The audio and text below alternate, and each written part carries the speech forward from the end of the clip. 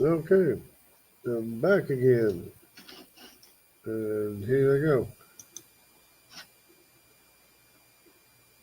Not looking the right way. Anyway, uh, the other video failed. The other videos got all messed up. I did a share screen. I say live stream. Yeah. The share screen failed. Said live stream failed. Well, it failed anyways. But I wasn't able to show everything I was talking about, so I got to do the whole thing over again. So I'm back again. So let's get going. Let's go ahead and do a little share screen. And we're off. Okay. I've seen this before, maybe. F is a dark purple. You can see that up here in Kyrgyzstan or Kyrgyzstan or whatever. I don't know what it is. You can see the SHU, whatever that is, which is a significant amount. It looks like it's toward the Silk Road. There's a lot of Aramean or something. So dark purple. Where's the dark purple? F. Yeah, F. There's a dark purple. There's another one. It's over here in Syria where it's supposed to be, and over here in Lebanon where it's supposed to be. That would be Lydians and Arameans. And I'm working on finding out which is which. If it's F1, F2, F3, because it might even be an F4. All over here in Mongolia. Looks like it's even in Mongolia. So they're even saying, or they used to say, Mongoloids, or F2. But in reality, the Mongoloids have the C haplogroup of Nimrod. But anyway, moving right along. I don't want to already talk about this page. You saw this page probably, maybe. Saw this page too. African, Eurasian, Semitic. Semitic daughters of Shem are much more numerous than the daughters of Japheth, which might have been 1, 2, 3, 4. He had 7 sons, but only 4 daughters. Whereas Shem had 1, 2, 3, 4, 5, 6, 7 or something like that. 6 or 7. Anyways, one of the daughters married Madai. That was this lineage over here, right here. This lineage right here, which is the A, the N, and, O, X, and W, is a single lineage of the daughters of Madai, or one of the daughters of Madai. The daughters of Madai from the wife of Madai. This is the one I wanted to show because I'm talking to the screen and nobody can see what I'm talking about. And this is the most important one right here. Brown is America. Africa is orange. Europe is dark gray. North Asia is gray. I don't know what this is. Middle East is yellow. China is dark blue. India is light blue. Oceania is an ocean color, and Australia is missing the C haplogroup, C4. C4 and C3 are missing from the chart conspicuously. So that's why C4 is not showing up in Australia. C3 is not showing up in America because that might upset the apple cart a little bit. So what do we have here? We have,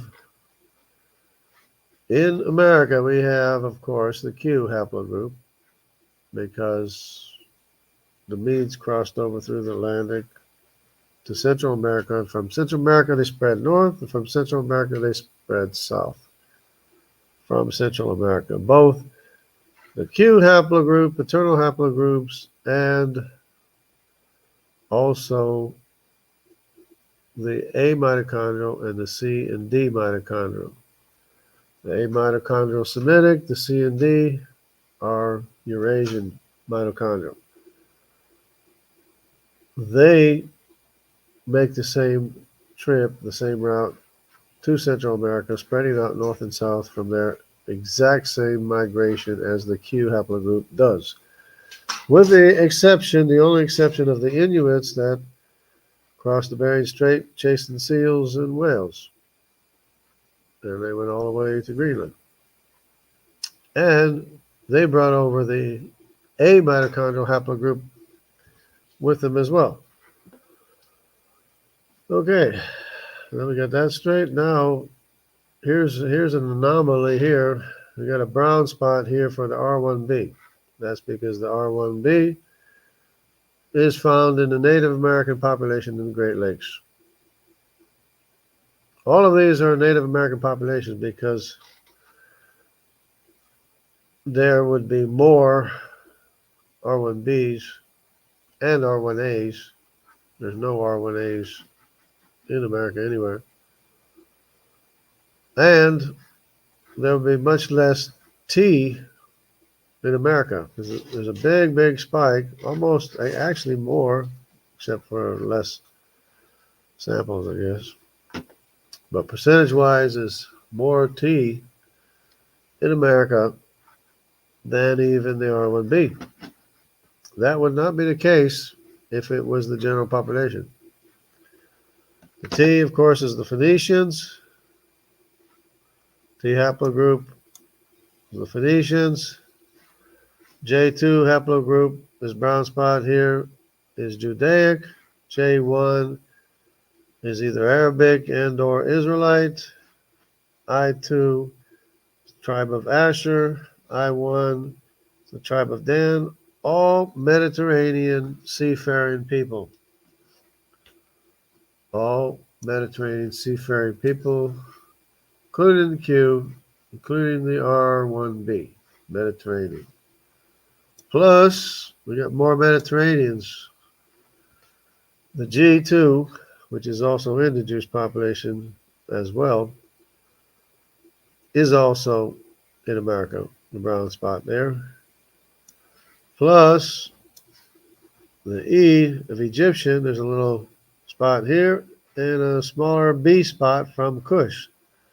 So there's Kushites in the Native American population, as well as the E, as far as I can tell, from the migration in the days of King Solomon, when the Phoenicians had controlled the Mediterranean trade routes and had access to the Americas.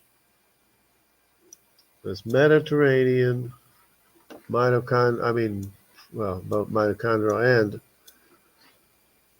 and Y chromosomal DNA. And when it would explain the reason why there are Native Americans, when they do a DNA test, comes back Mediterranean. The reason why it comes back Mediterranean is what you see right here. B, E, G, I1, I2, J1, J2, T, Q, R1b, all of which is Mediterranean. All of which is Mediterranean. And they're scratching their heads. Everybody's scratching their head. Well, why do Native Americans have Mediterranean DNA? Well, that's the reason there. This is when Alexander the Great wanted to go ride elephants. So the T of the L of the Thracians and the T also went all the way to India, where it's found to this day. That's because Alexander wanted to ride elephants, and he basically lived out his life there. So now we have the same mitochondrial DNA lineages. We have the genetic distance. This proving out of Africa. Either way, even if both of these branched off from the L, as they say, well, they have a common ancestor with the L. They didn't branch off of the L. They just have a common ancestor with the L. There are three separate wives of the three sons of Noah. This is exclusively African, the L. This is pretty much exclusively Asian or Eurasian, mostly in Asia. And this Semitic mitochondrial DNA is in Europe and Middle East and a whole bunch of places, even America, because Shem had more daughters than Japheth did. And that's why 95% of Western Europeans have Semitic mitochondrial DNA. There's the T. Remember Alexander the Great went to India?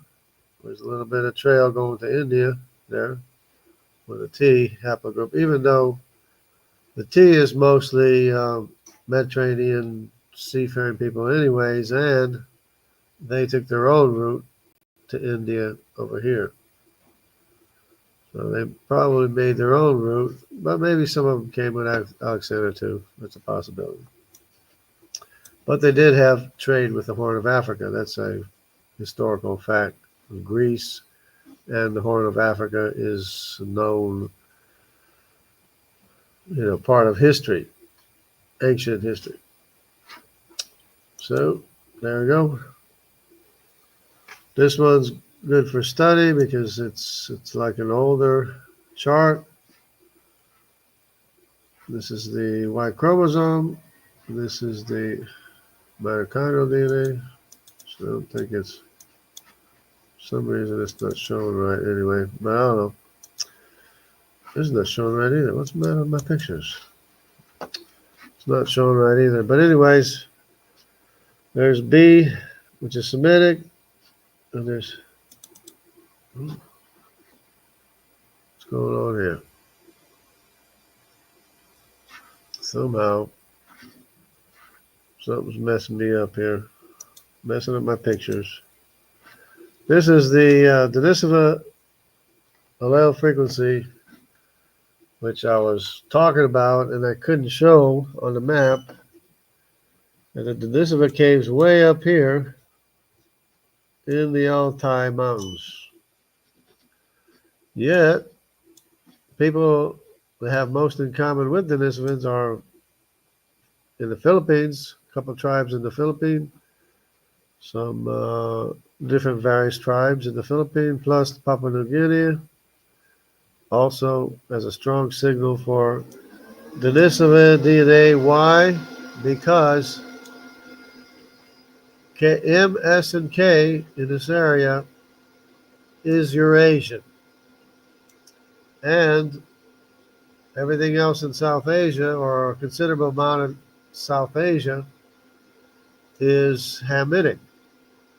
So the finger bone up here is a mixture of Hamitic and Eurasian because of the D in Tibet, and there's a little spot right here where there's a bunch of D as well, which we can see in one of the next slides. That's the same. Yeah, somebody's messing with my.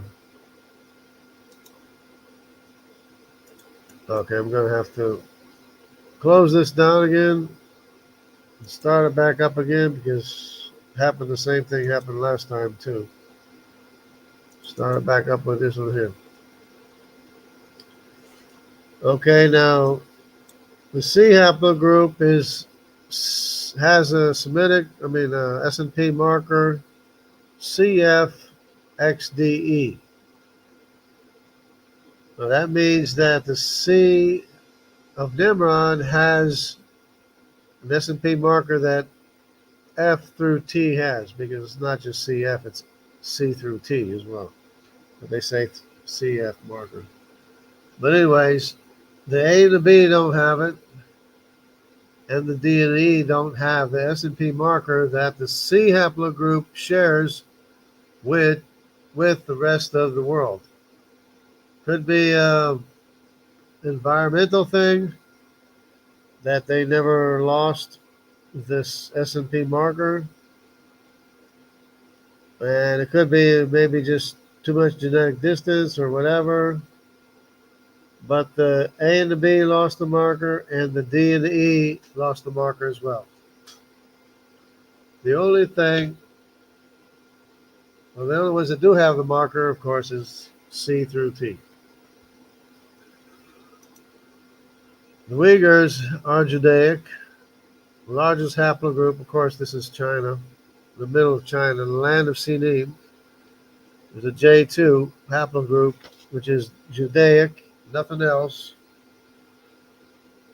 Plus, there's the K of Tubal there, the H of Elam, and the R1A, and let's say the D. But this H and this R1A, and possibly the K and the J2, they were probably following the Silk Road, and they became the Uyghurs. And that's why the Uyghurs don't look the same as the more Eastern Chinese, because they don't have the same genetics. Now this picture is going to come up a bunch of times. There's a couple things wrong with it. First thing wrong with it says the LM. There's the LM. Yeah. So there's a L 1, 2, 3, 4, 5, and 6. They say produce the M. See how it says there, the M? From the M produce the N, which produced the Semitic mitochondrial DNA. Right there, right? According, to this it's a general chart. And then from the N, well, the N already came from the M, but then they're saying, well, the M then went over here and somehow produced the B, which is not from the M. The B is from the N, Semitic mitochondrial DNA. Not only that, the A is not from the M. The A is from the N too, because the A is Semitic, the B is Semitic, and the Y is Semitic here too. We can't tell if it branches off from the X or the G or the M, whatever. And here they have A again, which is Semitic, does not come from the M. And they have the M down here. The B somehow appears out of nowhere, and it's insinuated that it comes from the M, but it does not come from the M. The B came around through the South Pacific. It's a known group of Jews that came through this part of the Persian Gulf or whatever this is, or the Strait of whatever, down around India this way. They were going to the land of gold in the Philippines, but the male lineage never made it to the land of gold, but the female lineage continued on in B as B, and I just discovered this other one here. This other arrow here, not even marked, but this other arrow here is marked as N. I think the other chart shows it marked as N. So there's not only the B, there's other Semitic mitochondrial DNA in the Philippines as well, which the other map wouldn't show very well for whatever reason. So we'll continue on. These are Sephardic populations in the Mediterranean that lack the T haplogroup that Dr. Nathaniel Jensen says belongs to the Jewish population. Yeah, we have the Sephardic here with no T in their population. Okay, here's the end. Sorry about that. The end again in Australia that migrated, which is a Semitic mitochondrial migrated through South Pacific to Australia, or ended up in Australia, probably in other places as well. Of course, we have the X. The X is over here in the Great Lakes region without any trace of it passing through this distance here, because it crossed over with the Phoenicians when the Phoenicians crossed over into America, either this way or somehow maybe some of them ended up in South America from when they went to Central America, went north and south, north, south, but probably this one here is from the Great Lakes region, because you have the X2A in Galilee and the X2A in the Great Lake region. They didn't just transport themselves or from Galilee over to the Great Lakes. They they went when the Phoenicians and the R1B from the Mediterranean went over to the Great Lakes region where the copper mines are as well. So the X2A and the R1B paternal lineage are both in the Native American populations surrounding the Great Lakes region. Okay, here we have, that's the Persian Gulf, Gulf of Oman. Okay, so it's the Persian Gulf. They have a known history of a genetic population going down to this area here, the Persian Gulf, and traveling looking for the land of gold, because they went from here, from this area here, to here, and they left from here looking for the land of gold, which is in the Philippines. But the A, this is A, B, C, D, E, F, this is Y chromosome. So, but the J, I noted that if it was any other color than white, would take predominance in this picture. It would be more than anything else, the J, because of the population of the J all over, which is all the descendants of Abraham. So all this white you see here, for all intents and purposes, these are all the sons of Abraham, direct descendants of Abraham. Well, myself included, but I'm not a J. And there's more in Europe. There's a whole bunch of I's. A whole bunch of I in Europe, which is this light blue. So all this light blue here, that's Abrahamic as well, Semitic as well. They like to call it Germanic, but it's not Germanic, it's Semitic. It's just one of those things that just throw people off on the wrong trail, on the wrong idea, and then they get lost as to what the facts actually are. But all this light blue here, sky blue, is all I, either I1 or I2, and there's actually more than that, than what you see there, but that's what that is. And then there's a D, is a different blue. See if we can find this different blue. Where's the different blue? It would be, where is it? D. Where's D? Wait a minute. It's not showing up very well because it's not really in the area, but that might be a, that might be a blue from the. I don't think that's I. Anyway, that's an old. It's an old map anyway. It doesn't show the areas. But here is the origin of the P. They say so. They say, oh, this is another map not working. All right. But the P is now Meshech. So it's Meshech is all the way up in East Asia. See, this is something else. I think this is R1B or something. But they're saying it originates from P, but it's not that it originates from P.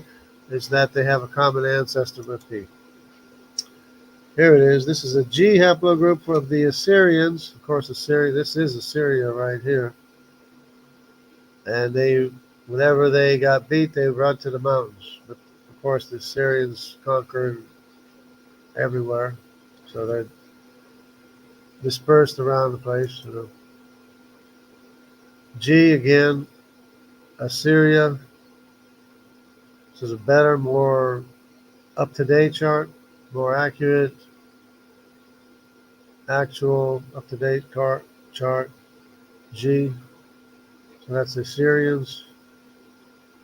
Their dispersal, and of course they would always run to the mountains, which is the Caucasus Mountains there, but they're still throughout Anatolia as well, which is where they should be, because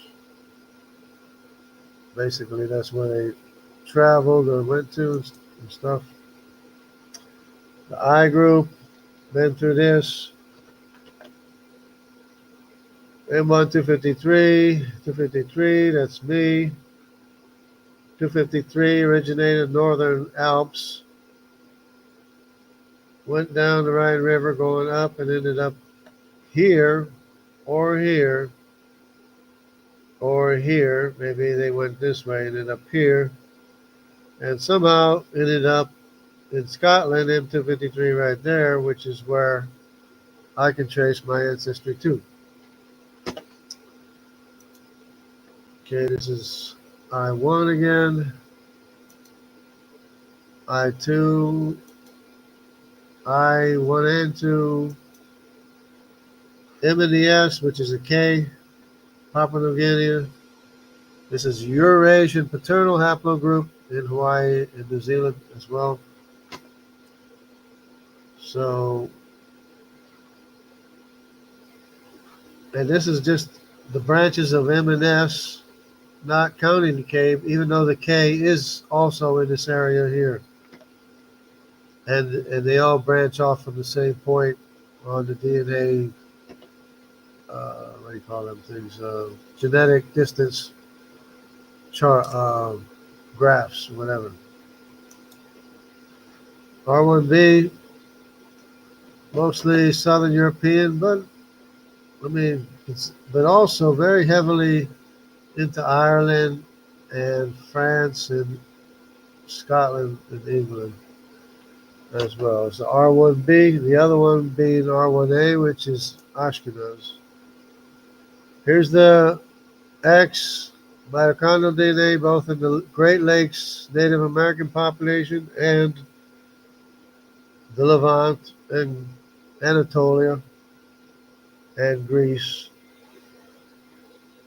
which is Mediterranean, which is the reason why it ended up in the Great Lakes region, because of the travel in the days of King Solomon, when Israel was at peace with the world and at peace with the Phoenicians, which all traveled back and forth between America and the Mediterranean, according to DNA evidence.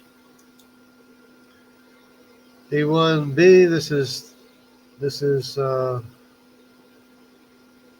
of Mitzrayim.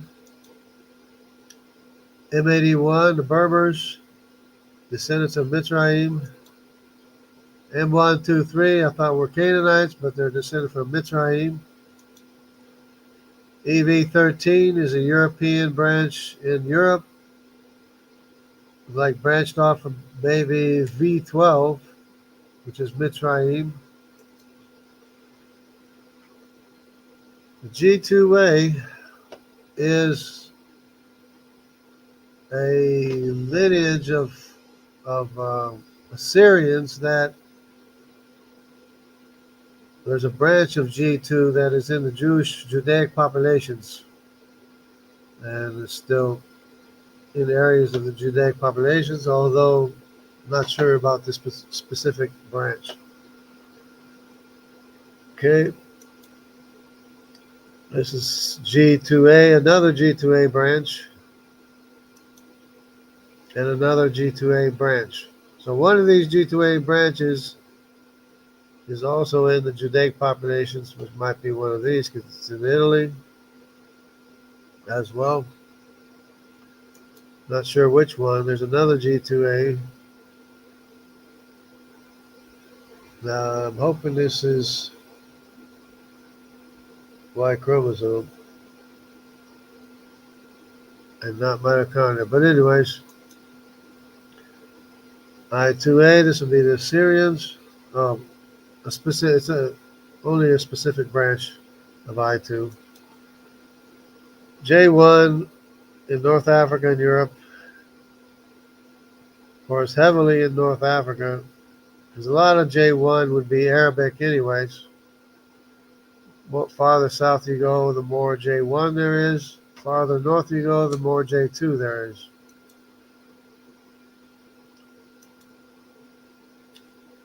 And there's J2, located more in the north, Italy, Anatolia, Iraq, and Persia. Another J2 lineage, another J2 lineage. This is an end lineage of what is now labeled as Magog, which shows that Magog is in the land of Magog. And Meshech is also there. Magog, Meshech, and Tubal. But Tubal is more toward the south. Tubal was in Italy as well. And 8% of the population of central Italy, 8% is K from Tubal to this day. This is the Medes. The Medes originated over here. Of course, they also became part of the Jewish population. They also became Native Americans going through here off the coast of Africa. The migration path of the Q shows them going off the coast of Africa to Central America, spreading north and south from there, which is the majority of the Q haplogroup of Native Americans in America, north and south. R1A is Ashkenaz. Now you can understand why Ashkenazi Jews call themselves Ashkenaz Ashkenazi because they identified themselves as living in the land of Ashkenaz, the biblical figure that they knew very well who it was. And for a good part, I guess they had one didn't have so much problem or trouble for a while until certain people came along and started talking bad about them and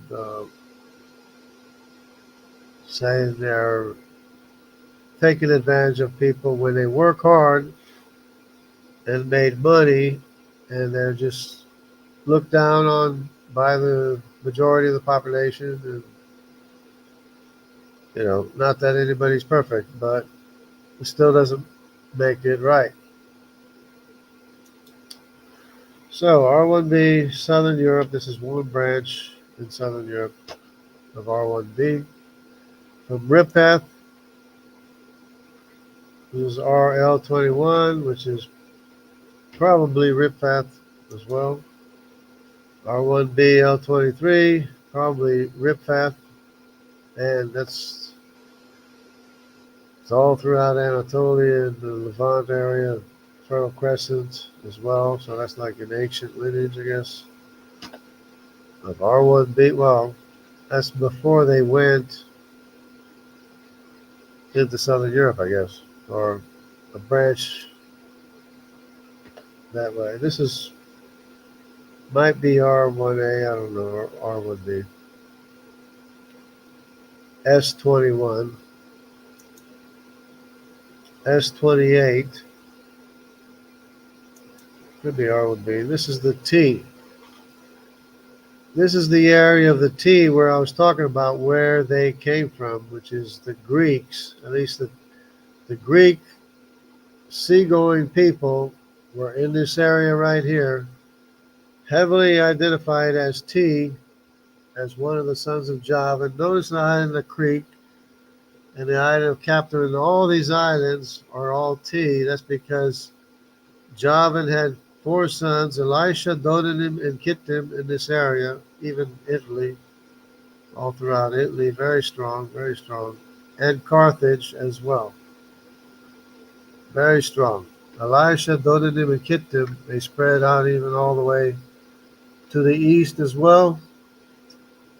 But there's one more son of Javan. His name was Tarshish in Iberia.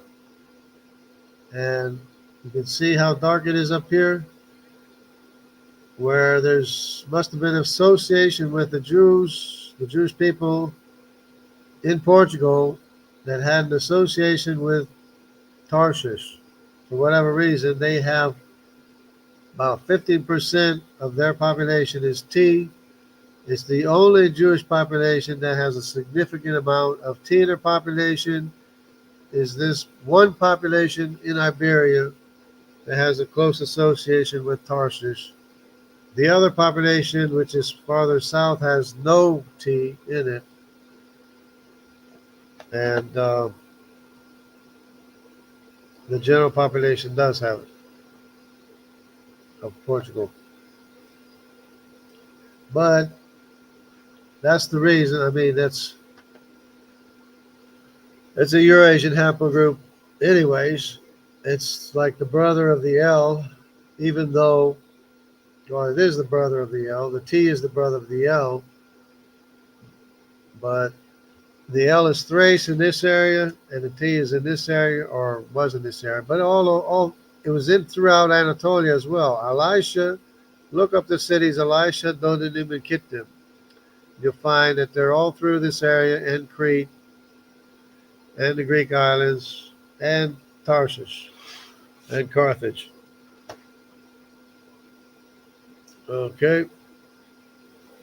But other than that, there's not much T in the Jewish populations, no T in any of the Sephardic populations, not even a recognizable trace.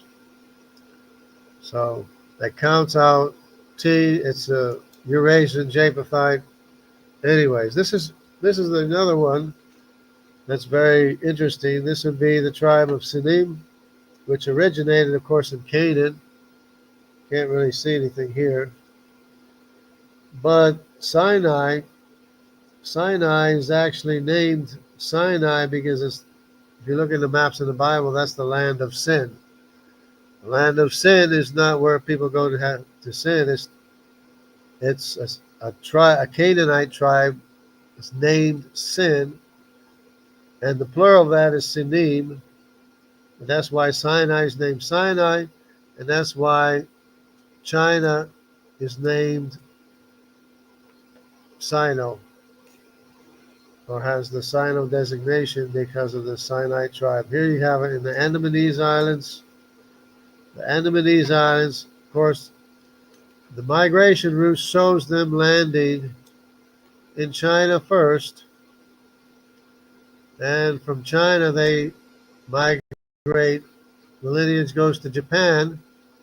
These are according to their dating methods, of course, because they date everything. They say, well, this went here first, and started out in China, then migrated to Japan.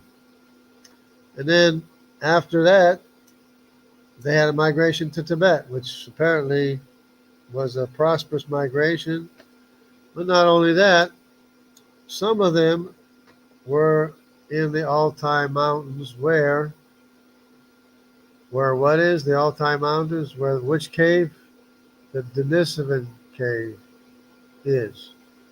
Not only that, this is the D haplogroup, but the C haplogroup is in the area as well as descendants of Nimrod, also a Hamitic haplogroup, which is the reason why Papua New Guinea has so much allele frequency of the Denisovans.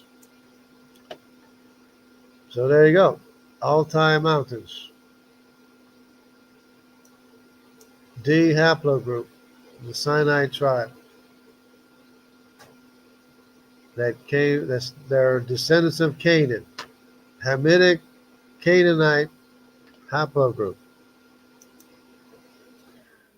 Okay, here's another one showing the same thing, a little bit showing basically the same thing.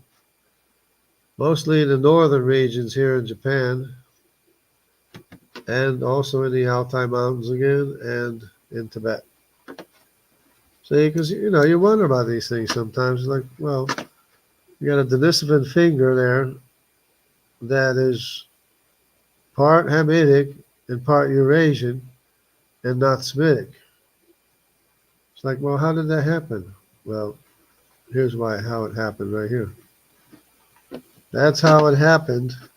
That's why the Denisovan finger is Hamitic, because of the population of the Sinai tribe, Canaanite Sinai tribe in Asia, in the land of Sinim. And of course, this is Sinim. When the Bible says they will come from as far as Sinim, it wasn't talking about Sinai. It was talking about right here, which includes the Uyghur population as well.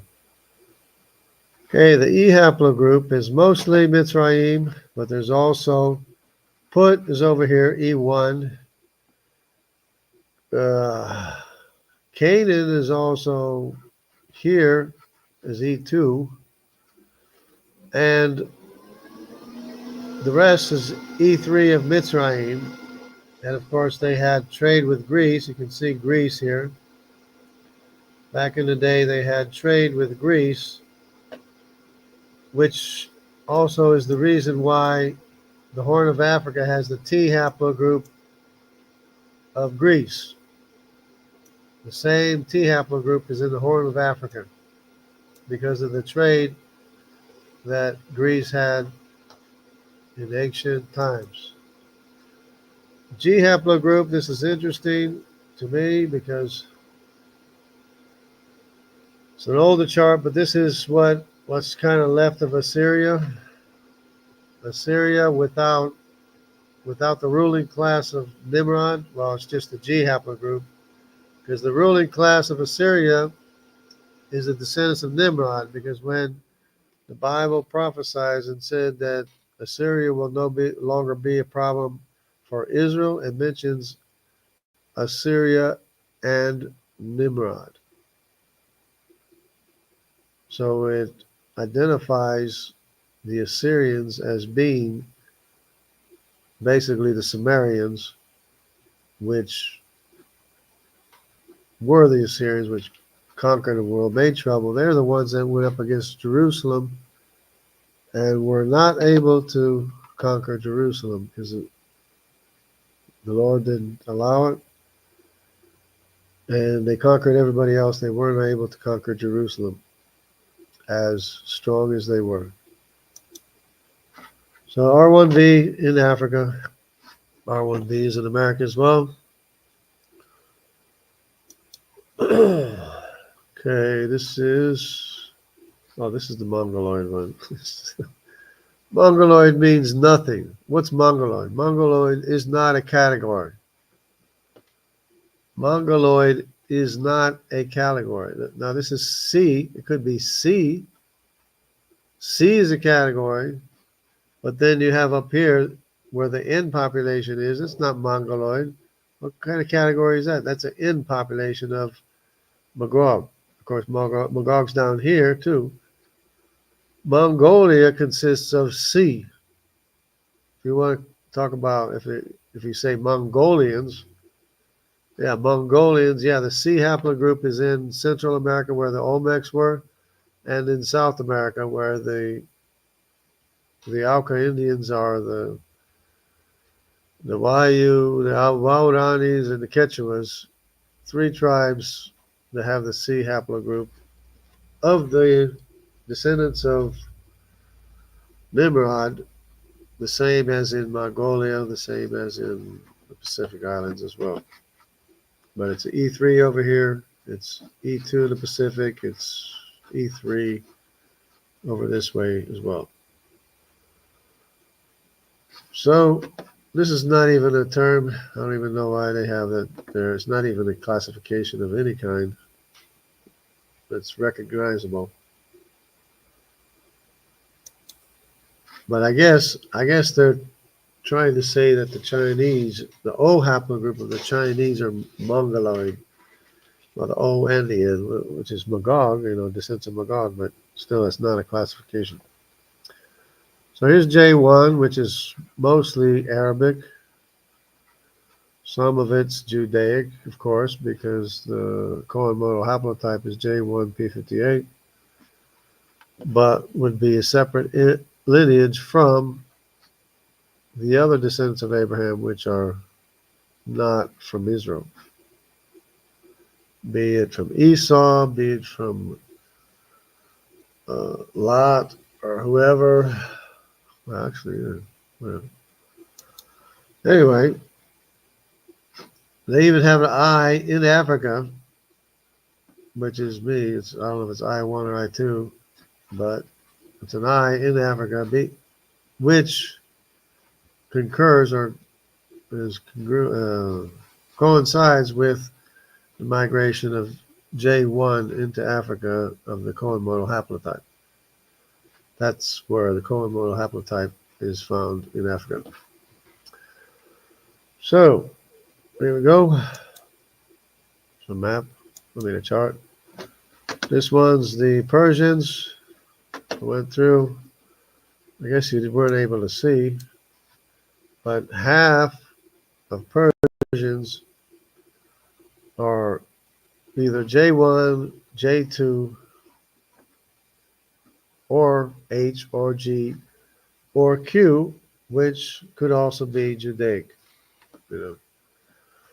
or in the Judaic population. But you can safely say about half of the Persian population,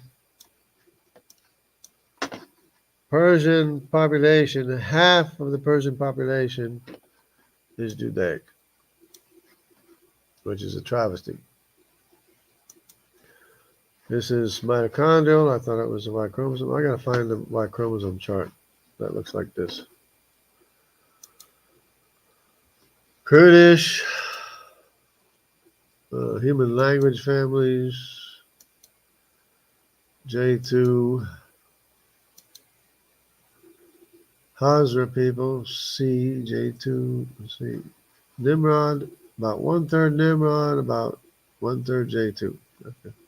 Not quite 1/3.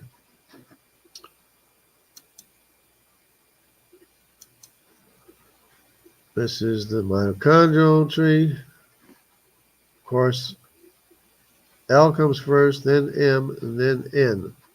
There's N. N. That's because of the genetic distance. Even if they existed simultaneously, it doesn't explain why the C, Z, D, G, E, and Q are not in the Middle East or Levant or Mesopotamian area. They're just not there. And if they supposedly went out at the same time, along with the Semitic, they would be mixed among the Semitic too. But no, they stayed mostly to the east, with the exceptions of the Medes that passed through the east. Well, the Medes that passed through with the C and the D.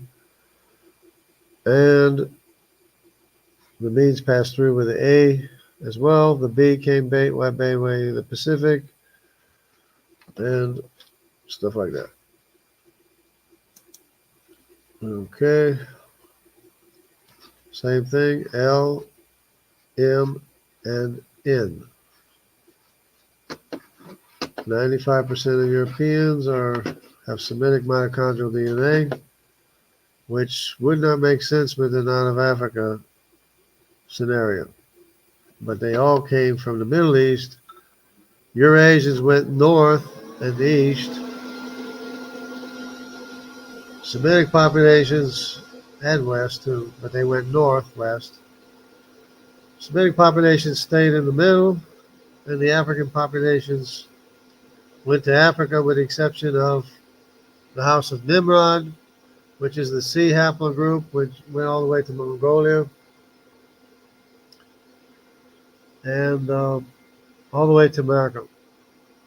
But this is mitochondrial maternal lineage.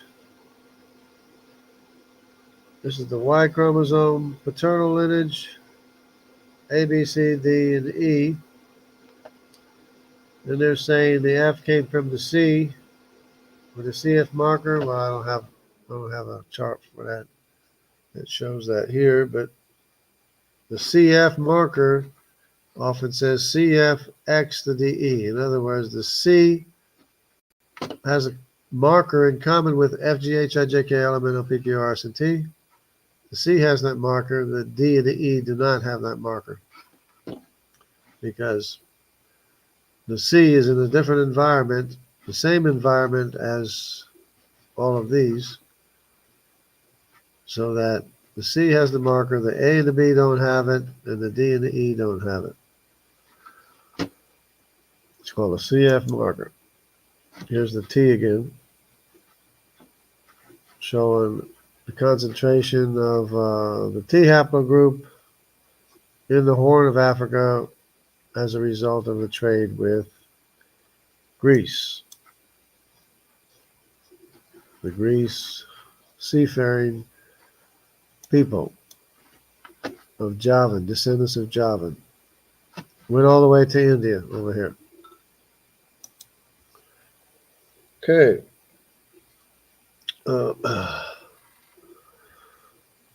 This is just rehashing I1 N, which is Magog. So we do have Magog in the place where Magog is supposed to be. Now with the N as Magog, and the P is over here too. The P is in Eastern Europe as well. So Meshech and Magog are here. K Tubos is in Italy and around the Caucasus Mountains and places, Caspian Sea and such. So that's good. Okay. I2 is located in this area. And this is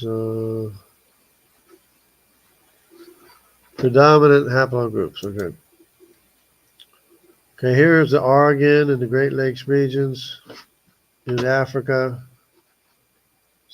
Mediterranean. And why would it be in the Great Lakes region? Well, it's because there was trade from the Mediterranean to America when they had the ancient copper mines. All these indigenous people around the Great Lakes region, all the different tribes, they all have these haplogroups, the R and the X2A. There's R1A is Ashkenaz. There's a lot of R1A in India, at least northern India. And they're talking about an invasion, but it's just basic migrations, is all it is. It's migrations of the descendants of Gomer and Ashkenaz. They just went two different ways, apparently, and in the Altai Mountains as well. So It's Eurasian as well.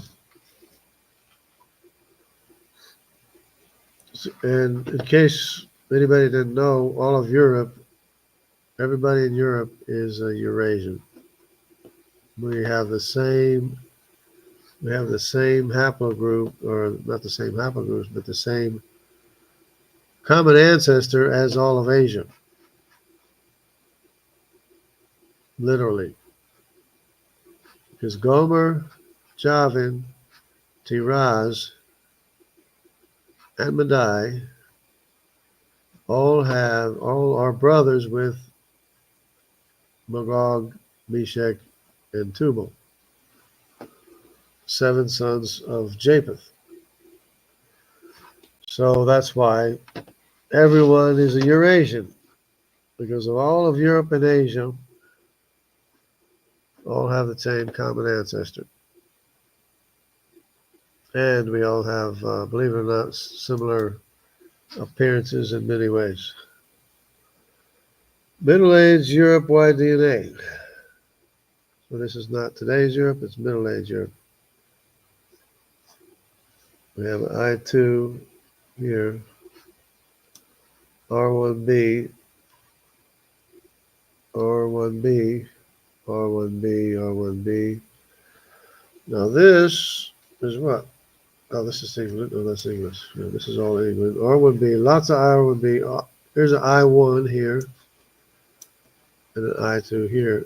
So this is Middle Age. I guess this is before a lot of the Vikings came over, before my ancestors went over. Now let's follow, just for the fun of it, let's follow the Rhine River. My ancestors came from the Northern Alps, which is right here. So they could have, probably did follow the Rhine River. So this is the Rhine River, like this, like this. Rhine River like this, like this, like this. Main. Rhine on Main.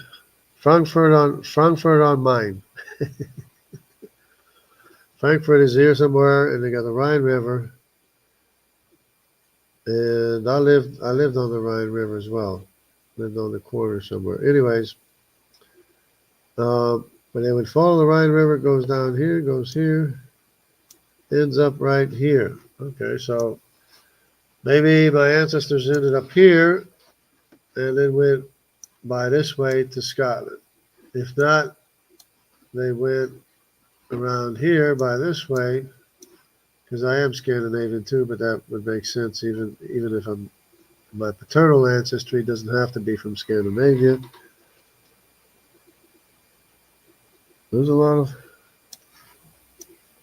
R1Bs there. R1A, R1B. Don't see too many I's. Here's I1. There's I1. How about Denmark? Where's Denmark? Denmark? No. There's I1A. There's I1. There's Dan right up there. Denmark. And of course we have the Danube. So which one's Danube? One of these is Dan. Where am I? I'm lost. Here it is. There's Danister. Or Danister. One of these is Danube anyways. I guess it's this one here from the Black Sea. I guess it's this one here is the Danube River. I1 there.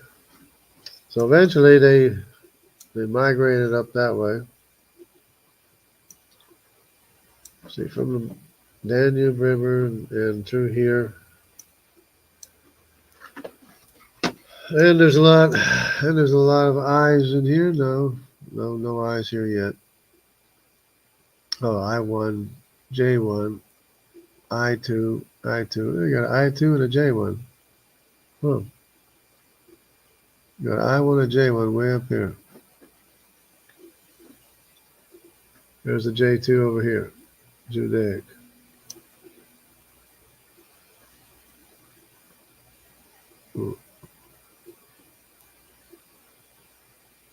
It's interesting. Anyways, I guess we'll move right along. Mitochondria, we've been through this. N is Semitic, B is Semitic, A is Semitic, Y is Semitic. So the A over here and the A over here and the B over here, they're Semitic, but the B probably crossed the Pacific Ocean to get over here. Probably. Same map, everybody's copying from each other. This is mitochondrial DNA.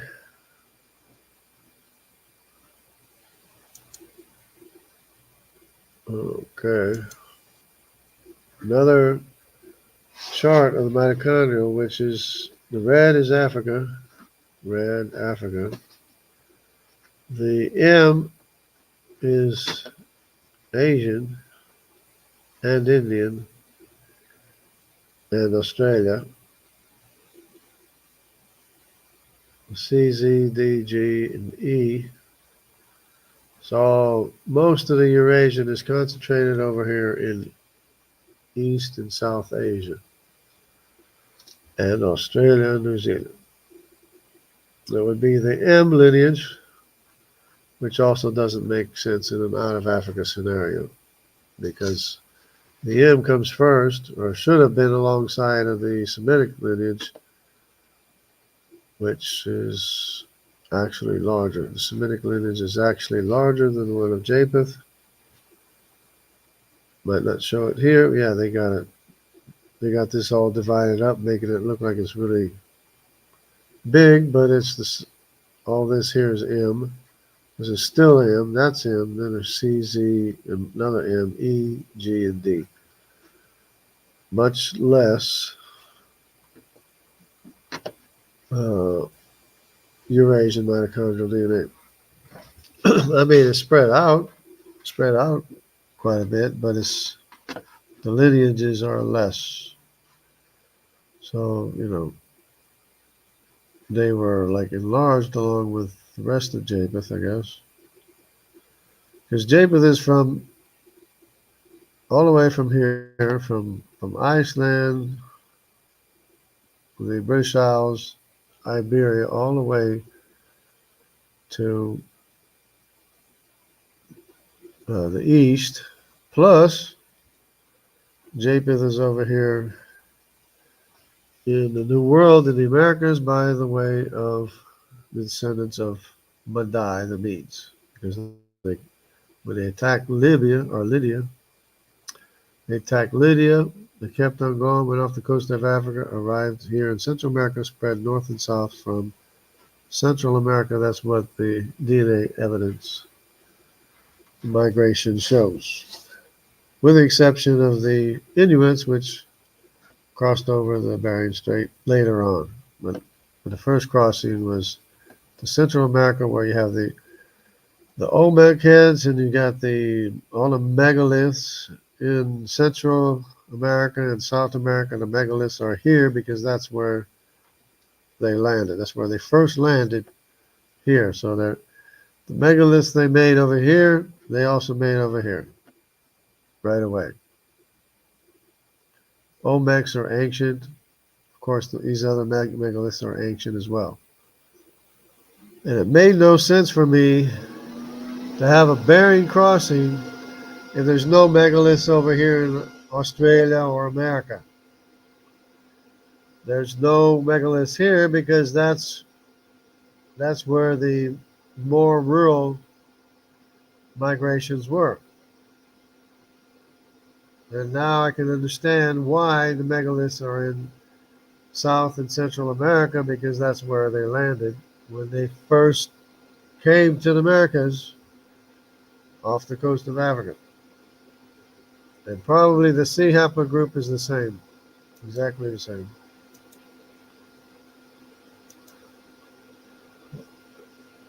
There's the N is now Magog, and there's the P is Meshech. Great Britain. What's this? Harlow, Neanderthal. There you go. This is the old map. But Eurasians, remember, everybody Eurasian. Is it a coincidence that everybody Eurasian has Neanderthal DNA, and the ones in the East have more Neanderthal DNA? That's because there's in Western Europe there's more admixture than there is over in, say, China or something. But there's the Denisovans too. And the Denisovan DNA is all in this area in south of China, or South Pacific, South Asia. Here's a different perspective, because this is contrasting Denisovan DNA with Neanderthal DNA. The other one was only Denisovan and no Neanderthal. So this is going to give you a different perspective, in that it does kind of show you here the red, the green, and the purple, and what's in between is green. So this is not as Neanderthal. They do, of course, everybody has the same common ancestor in Noah, but it's interesting. Also in South America, it shows up Neanderthal in South America as well. Well, of course, because Q is Eurasian to begin with. So Q is a Eurasian, and Eurasian is Neanderthal. And this little light spot here, lighter spot, is exactly where the C haplo. See that lighter spot in Central America? It's exactly where the C haplogroup of the Hamitic DNA is. So that's why it's not as Neanderthal as the rest of the place, because it's Hamitic influence up here too as well. And so that's why it's not as dark red or orange. Okay, and the same thing here in India as well, which Semitic, this Indus Valley is Semitic to a large extent. Of course, Middle East is Semitic to a large extent, meaning that's the reason why it's not Neanderthal and not Denisovan. Up here in Scandinavia is lighter as well. It's also lighter up here in Scandinavia, where the Semitic influence is, and even there in England. So yeah, DNA is very, very, very consistent, very consistent. Now this is supposedly just Denisovan, but it's the same chart. It's the same exact same chart. So it's Denisovan contrasted with Neanderthal. So what do we got here? What is this? Persian Y haplogroup.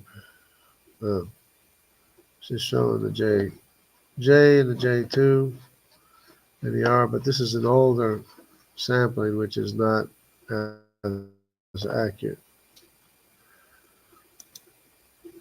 Now this one here is a new one that I wanted to look at. Or is it? This is just mitochondrial lineages, L123. Then you have the M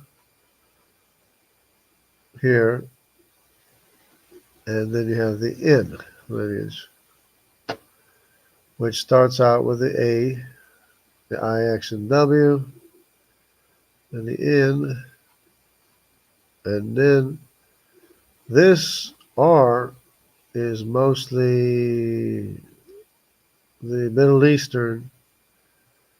So in other words, this branch over here is the descendants of the daughters of Madai, because it's mitochondrial. This is the daughters of Madai over here. And over here is more of the Semitic mitochondrial DNA, which includes the B, which is the one that crossed through the Persian Gulf around in the South Pacific and through the Pacific Islands and ended up in South America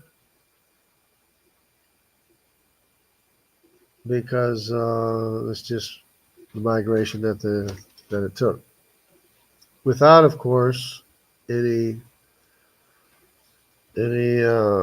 Semitic Y chromosome, because the Semitic Y chromosomes apparently didn't make it through the South Pacific or the Pacific.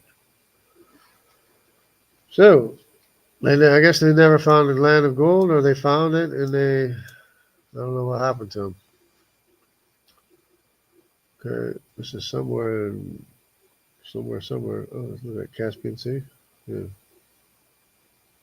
yeah, but no,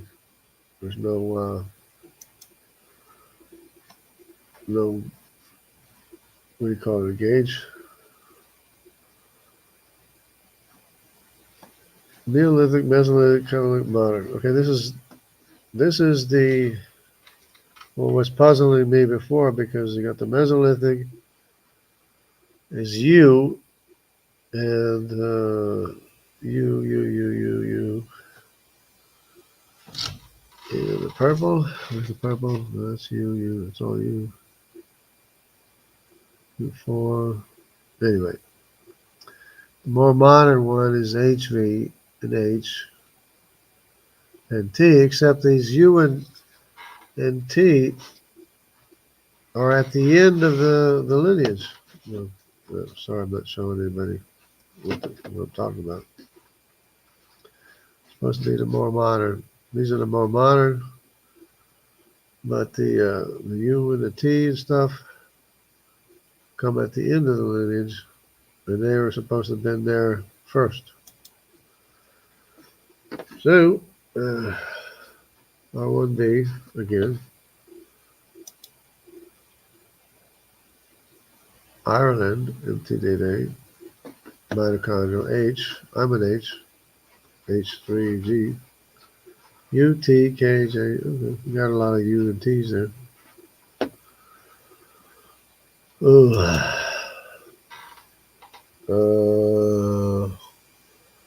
Don't know where this is at. Doesn't say where it's at, but H. Well, I'm in H3. This is H1. This is H. HV. I'm in H3. Here's H3 right there. Look at that. I'm in H3G. Was this in Europe or something? Some place in Europe, probably. Anyways, that's my mitochondrial DNA. Family tree DNA. Here is the Y chromosome chart. So, as we've been discussing, A and B is Kush, all the way back to its origin, and it connects to C, which is also Kush, incidentally. Then there's the E2 right here, which incidentally I have labeled as Canaan, E2, and the D shows it branching off down here, but probably the D separated from this E2 and had its own separate lineage for quite some time compared to these E2. But this D, of course, goes all the way to Japan, China, Tibet, and the Denisova Cave. Then there's E3, it's probably E3, and E2. So E3 and E2, Mitzrayim, Put, and Canaan, and Cush. A, B, C is Cush. So there you have it. Then you have, this is very important to see, which you can see there's a distinction between the F of the Arameans and the F of the Lydians. If you notice here, they are totally and completely separate from each other. They don't even branch off of each other. That's how separate these two F lineages are. But there's also the G. Of course, they all have a common ancestor, which is Shem. So we have the Elamites, H, the G is the Assyrians, the Lydians, the Arameans, and descendants of Arpachshad, or Arphaxad. Arpachshad, J1, J2, J1, J2, and I1 and I2. They call it the IJ S&P marker, which, incidentally, the K lineages have. These are known as the K lineages. All these belong to K. So the IJK marker, they call it, the IJ, not the IJ marker, but the IJK marker is a marker that the IJ has, and all these of K have, but none of these Semitic tribes or Semitic ancient civilizations have it. The Assyrians don't have an IJK marker. The Elamites don't have an IJK marker. The Arameans don't have it. The Lydians don't have it. Because when Arpachshad was born to Shem, Shem had the marker. When Elam, Asher, Aram, and Lud were born, Shem no longer had the marker to pass it on, to give to them. But Arpachshad can have the IJK marker because he, being the oldest son of Shem, can share a marker with his uncle Japheth. So this is Shem, this is Japheth. So that's the reason for the IJK marker. And now you know the rest of the story. And then there's those O and N. I have them together now. They just split. One went north, one went east. So Meshach is, Magog is where Magog is supposed to be, and elsewhere in Asia. Meshach, where's Meshach? Oh, the P. The P is missing. The P is missing, but from this chart, but it is a lineage in Asia, and the P is also in Eastern Europe. So Meshach is there, Magog is there, and Tubal is more since Italy and the Caucasus areas and other places. But they rejoin in Asia. You have Tubal, Meshach, and Magog all in Asia together. Then you have Madai and the descendants of Gomer. This is the Europeans here. These are the Medes, which went to America, all the way to the Americas. mtDNA haplogroup K from Sykes. Haplogroup K. Oh, mtDNA. Okay. All right. So if you have haplogroup K and you're from one of these places, then you'll know what percentage there is of the mitochondrial lineage, which is Semitic as well. Still Semitic. The Denisovan gene. Okay, so these are the Altai Mountains up here. Tibet's down here, and the D haplogroup is down here, and it's up here too.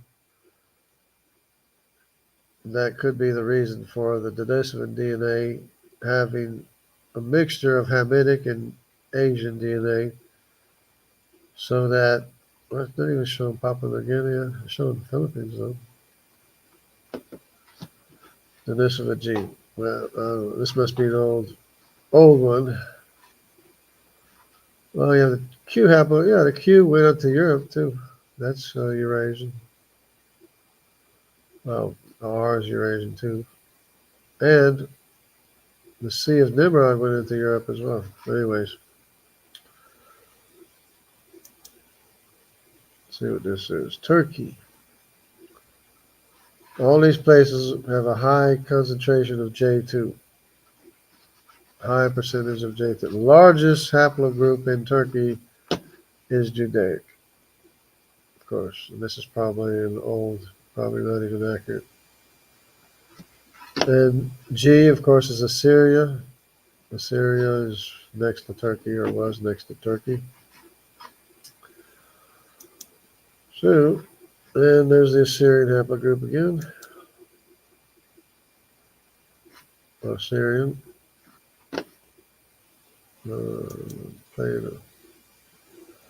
Oh, here's a view of the world after it got shoved up into the Arctic. So, yeah, what are they talking about? This is CDAB. So it is talking about the what happened CDAX8.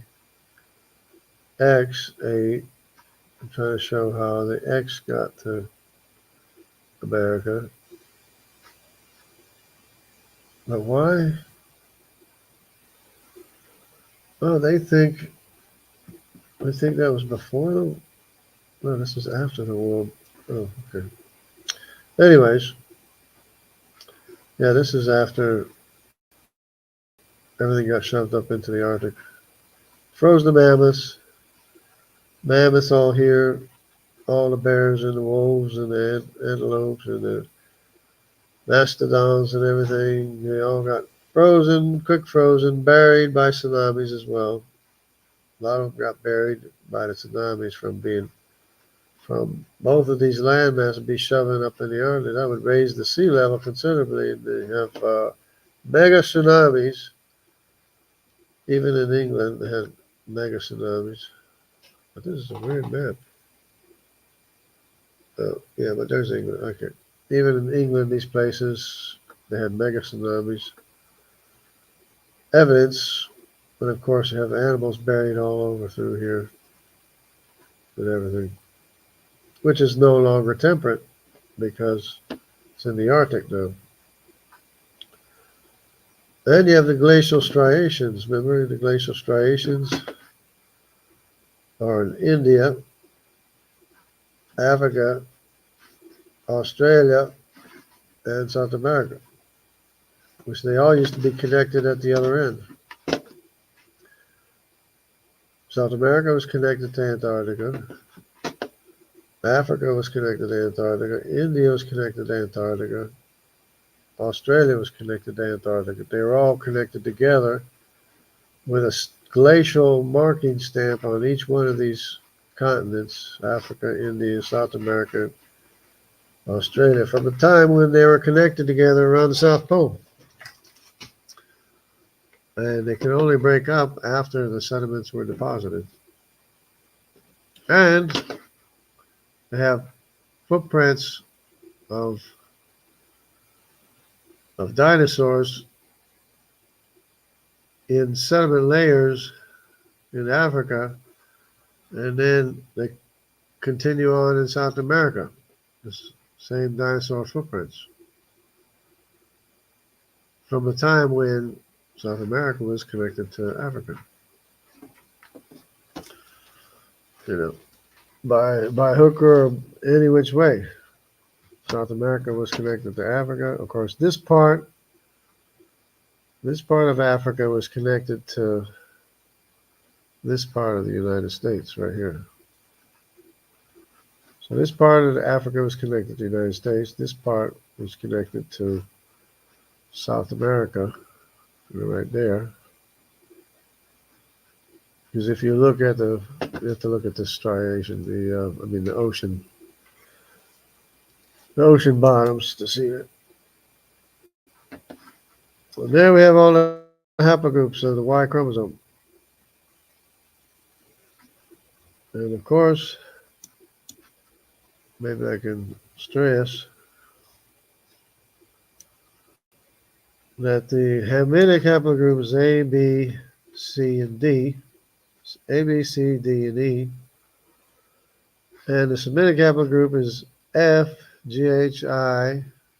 See, they're trying to connect these with a CF haplogroup, S&P marker. They're trying to connect it to over here. But that's because Nimrod is living in Asia, and if he's the oldest son of Nimrod, he can retain the haplogroup that the rest of the world retained. I mean, the S&P marker. So the CF marker, the descendants of Nimrod have, but none of these have it. And the IJK marker, these all have it. K, L, M, N, O, P, Q, R, S, and T have it. The IJK marker, but none of these have it. None of these back to the left side of the chart have it. But that's possible because Arpachad can share an SCP marker with his uncle Japheth, which is the K. K, L, M, N, O, P, Q, R, S, and T. Or all the descendants which are labeled as K. All these descendants are labeled as F, but it's starting out with a younger one. But they, these are going, I guess, from oldest to youngest pretty much. Except they don't realize that C is Nimrod in Mesopotamia. Well, there you go. Oh, the Maori. Yeah. This is what I was saying. The Polynesians have a predominantly C2 ace. They're C2. And the American Waoranis and the Wayus and the Quechuas, the Wayu, Quechua, and Waorani, they have C3. Same common ancestor, different lineage. That's why the Olmec statues look Polynesian, because they have the same ancestor, common ancestor. And of course, they're up here too. Not to forget, these are Amerindians. The C3 is up here with a Nandine. Well, they're showing them crossing here, but I don't believe there's evidence for that. There's no evidence for that. That's just an assumption.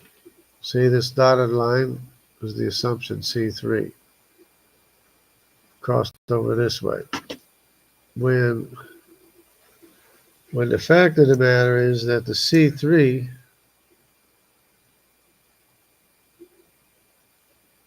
I think is the oldest lineage in America, because by the time when the Olmecs is one of the oldest lineages ever, and all these megastructures are they're all very, very early on as well. So the C haplogroup probably got over here first, then the Q, and some of these C's went up north, but they're not showing me a good enough migration route with the C haplogroup. Here's the A3. Okay, we have A, but we also have B here. But we also have, see this, E2? This E2 is what's left, M75, what's left of the Canaanites. They escaped dying out because they went into Africa. Same thing with the Sinites, the D haplogroup. They escaped because they went to Andaman Islands, Japan, and this dotted line is not correct. And they went Tibet. Now, why they got a different color here? Tibet is D. D1, D3, and up here in the Altai Mountain is D2. Plus there's the C, which is in Mongolia. C3 in Mongolia. Both of these are Hamitic. This D2 is Hamitic. This C3 is Hamitic, both of which could have been the reason why the finger found in the Denisova cave up here, this is way up in the Denisova cave, if you didn't notice, in the Altai Mountains. It's the reason why the Denisovan DNA found down here in Papua New Guinea, Philippines, and South Asia. The Denisovan allele frequency. Right there's T again, the Horn of Africa.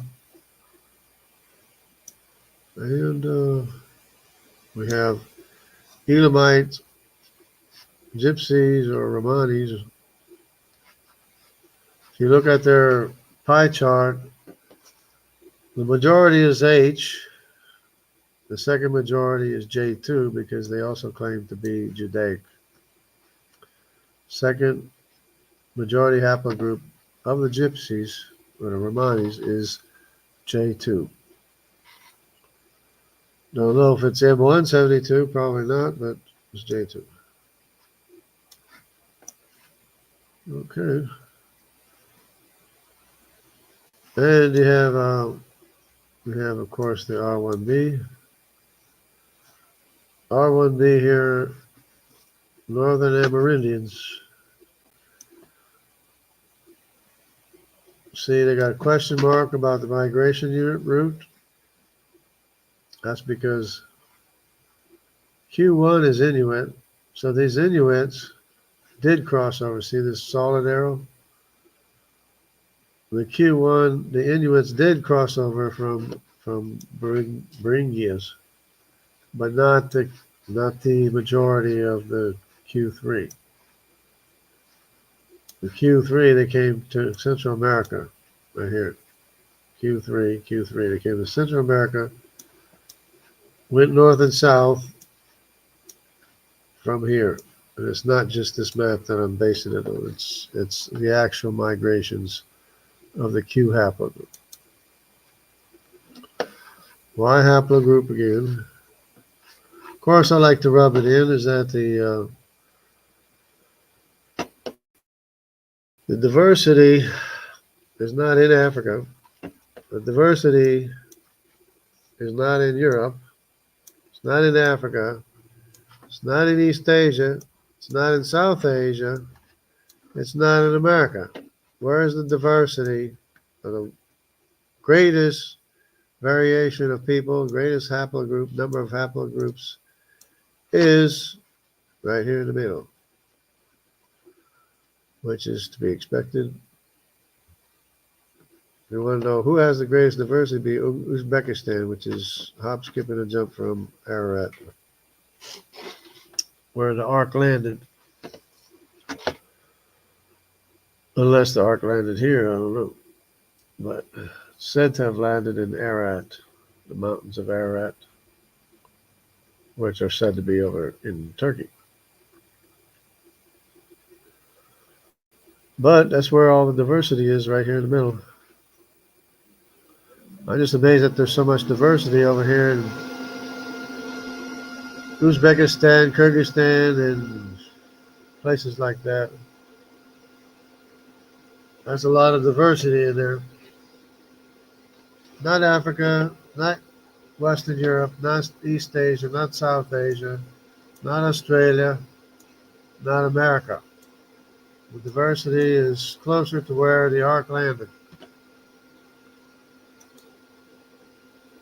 Is the Elamites, well, be the Dravidian. This is a Dravidian or Elamite haplogroup. They are known to have migrated to the Indus Valley. That's why it shows up so strong in India, which is Semitic. It's like the only Semitic haplogroup there is in India besides the J2. Well, there's J2 throughout here too. which is also Semitic, Judaic, whatever. Here's India again.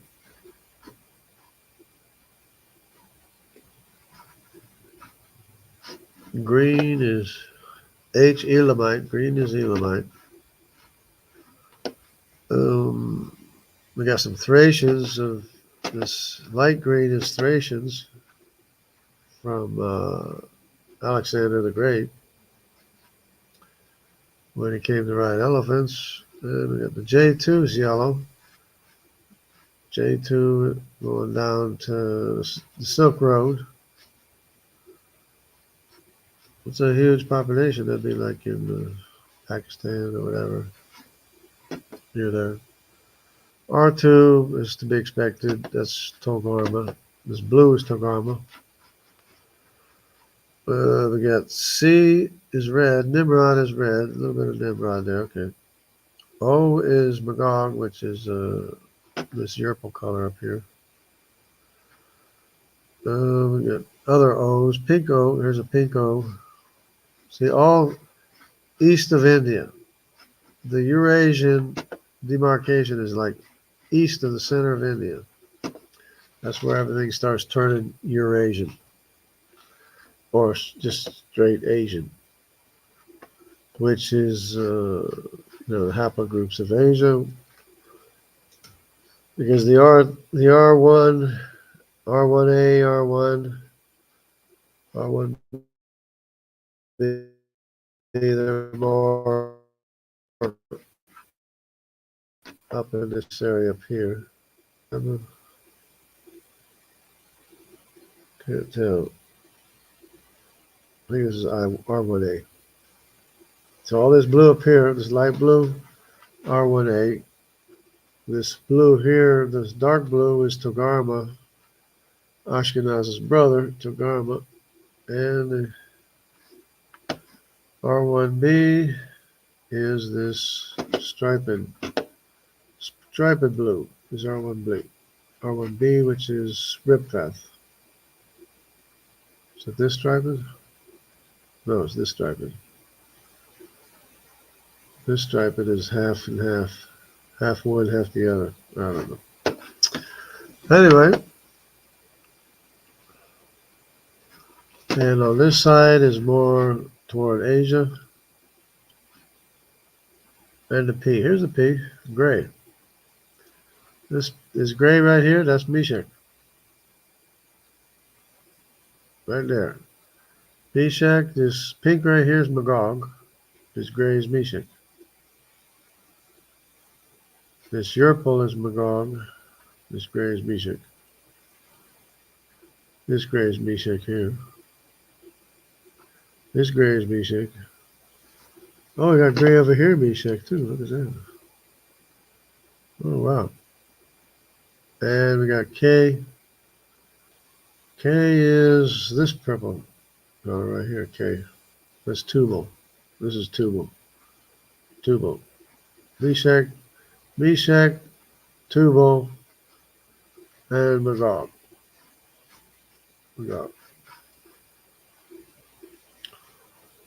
How about that? I don't know if this is the one I was looking for. This is L123, M. So basically the same as the chart we saw before. M is D.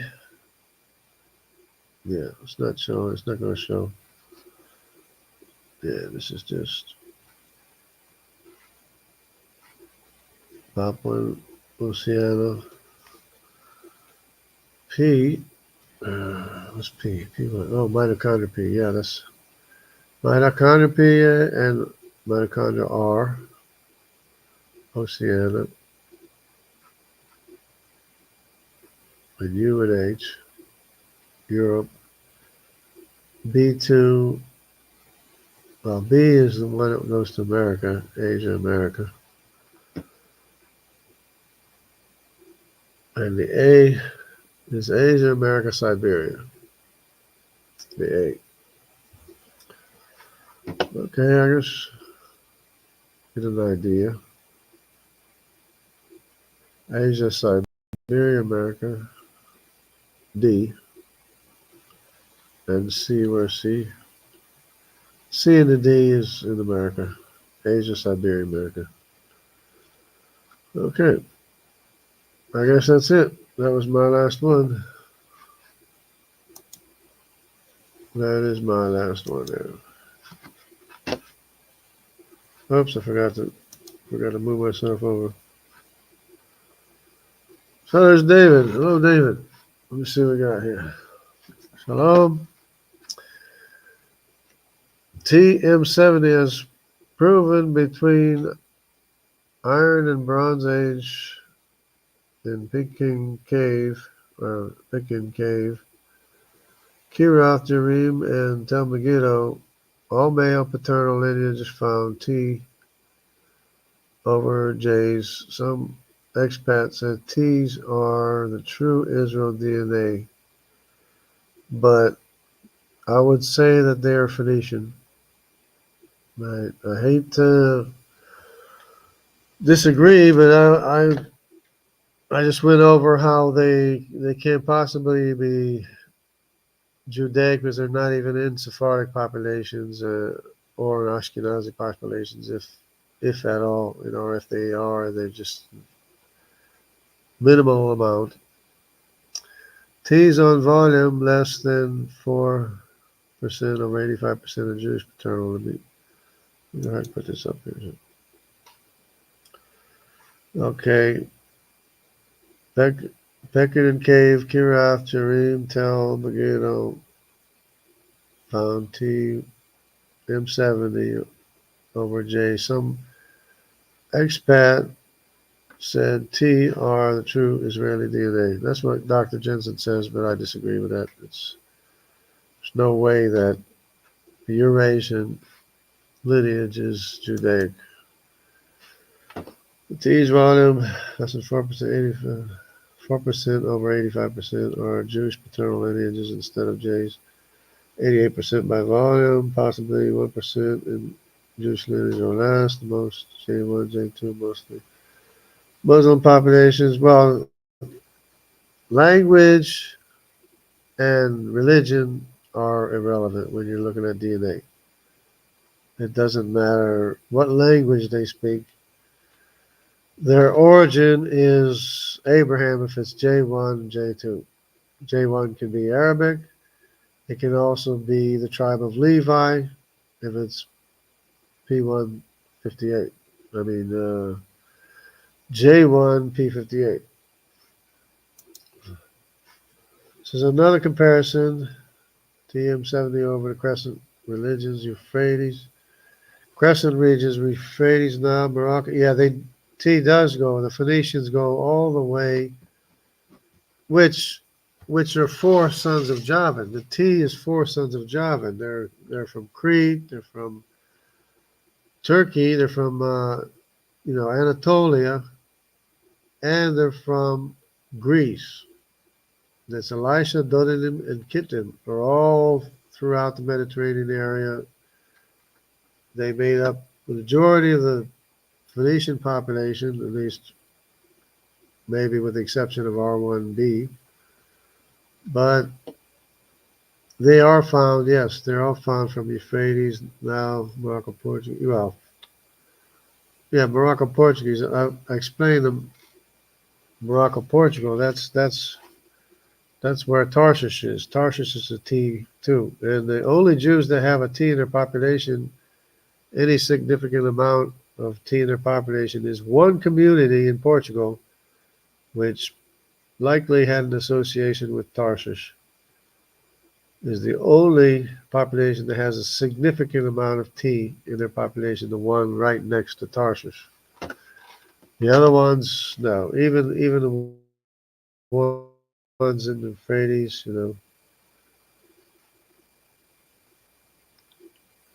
and non-Jewish populations. No, just one population. Morocco, not in the Jewish populations, though. Not in the Sephardic populations. Because I just looked at the pie charts in the Sephardic populations. They're not in the Sephardic populations at all.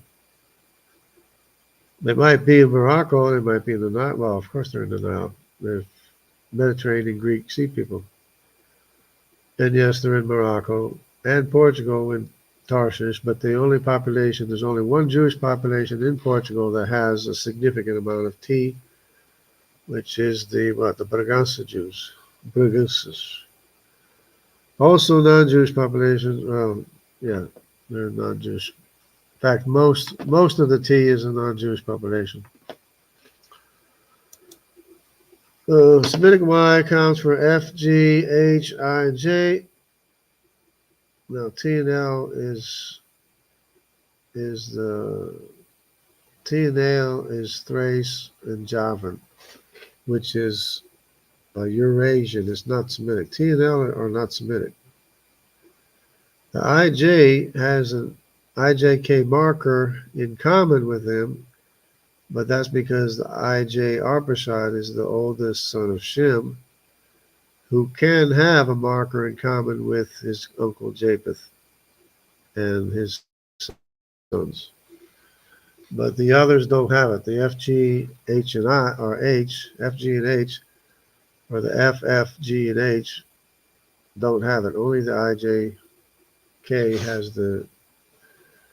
has the marker in common with Eurasians. Only the Arpachshad has the marker with Eurasian in common, which counts me in because I'm an I, so I have the S&P marker in common with the Eurasians as well.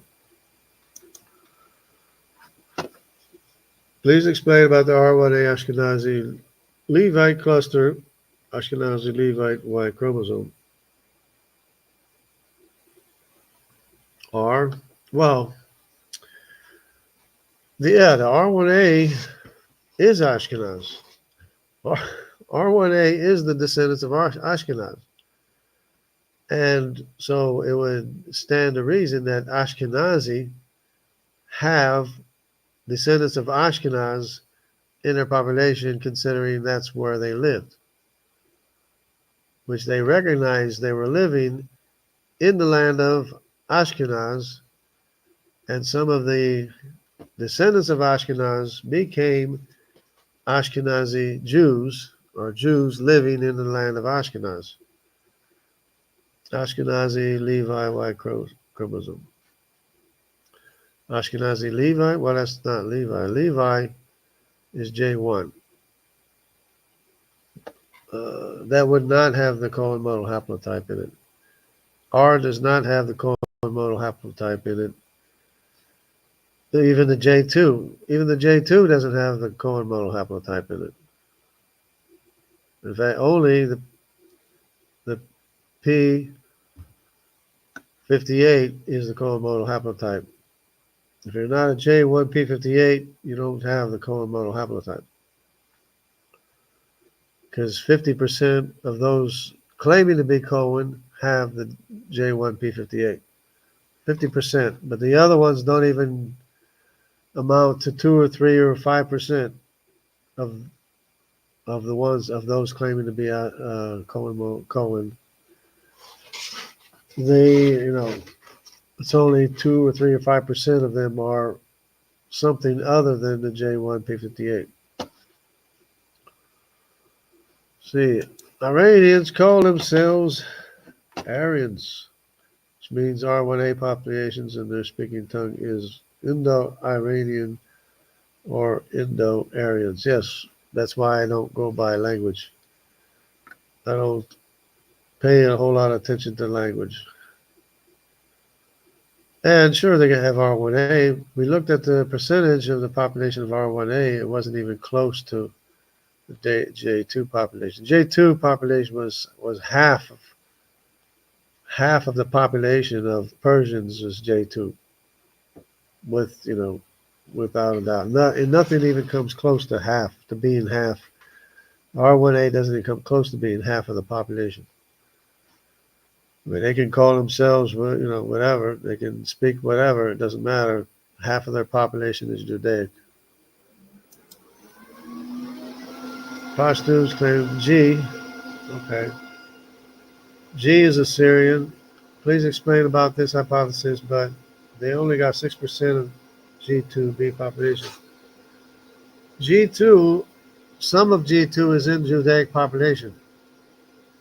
There is a G2 in Judaic population. I don't know if it's 6%. It's not 6%. But there is G2 in Judaic population. Pashtuns. I don't think it's the original population of Pashtuns. They are R1A populations. Yeah, those, I guess those would be like in the mountains. The Pashtuns would be like up in the mountains or whatever. Yeah, there'd probably be more R1A and such like that. Yeah. With a big mix of everything else, because that area is very, very mixed with the Y chromosome as well. But the majority could very well be J2 in most of those areas. J2M322, also please check this one. Few Pakistani claims from this Y DNA. Yeah, J2. If it's J2, it's most likely Judaic and or another tribe of Israel, which I would like to get some other people studying it to study more of these lineages so they could figure some of these intricacies out. There's Nephilim. DNA provides evidence of creation of the Tower of Babel, and secular camps refuse to acknowledge it. That is absolutely true. I mean, the Table of Nations, the Tower of Babel, the Table of Nations is where God names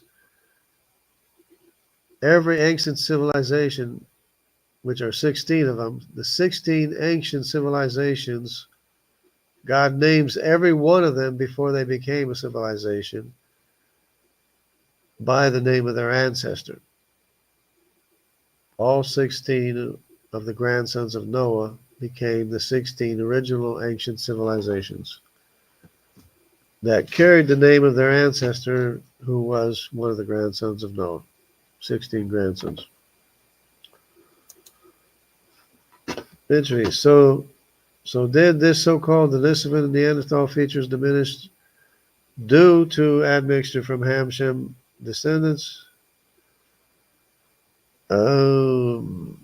Well, Ham and Shem also have Neanderthal DNA. They just don't have as much because they have their common ancestor is Noah.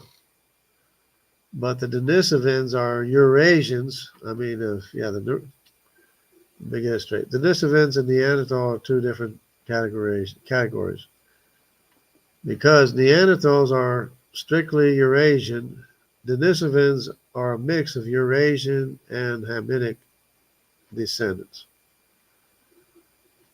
And I went through and explained it, I think, fairly well, about the D haplogroup of the Hamitic haplogroup of the Canaanite tribe of Sinim in Tibet and the Altai Mountains, as well as the descendants of Nimrod with a C haplogroup in that same area. So between the C haplogroup and the D haplogroup, there was a lot of Hamitic people in that area of the Altai Mountains where the Denisovan finger was found. So to me, that's so obvious. To me, it explains everything. I mean, what are the chances? What are the odds of that happening? And it's in the land of Eurasians. So obviously, Denisovans are a mixture of Eurasians and descendants of Ham, either by way of Cush or by way of Canaan, both of which are Hamitic, which is the reason for South Pacific Islanders and such, and Papua New Guineans and everything to have the features that they have because of the Hamitic influence of the D haplogroup and the C haplogroup. C haplogroup of Nimrod and the D haplogroup of the Canaanite tribe of Sinim. If man had evolved or come out of Africa, there would not be three major haplogroups from which all the tribes have come. Only account of Noah and his son can account for it. Right. And this is one of the factors, one of the facts that have to line up with known human history. If not, the whole thing would be wrong. But everything lines up more perfectly than I ever could imagine. What features do they possess, all the tribes of man, or do not? Features, the features, well, I mean, it's just facial features, bodily features. You have the Eurasian body type. It's the same body type between Western Europeans and Asians. It's kind of like pretty much the same body type. You have the larger head of the Asians, or Eurasians have the larger head. And the Semitic features would be, Semitic features like, facial features and a nose.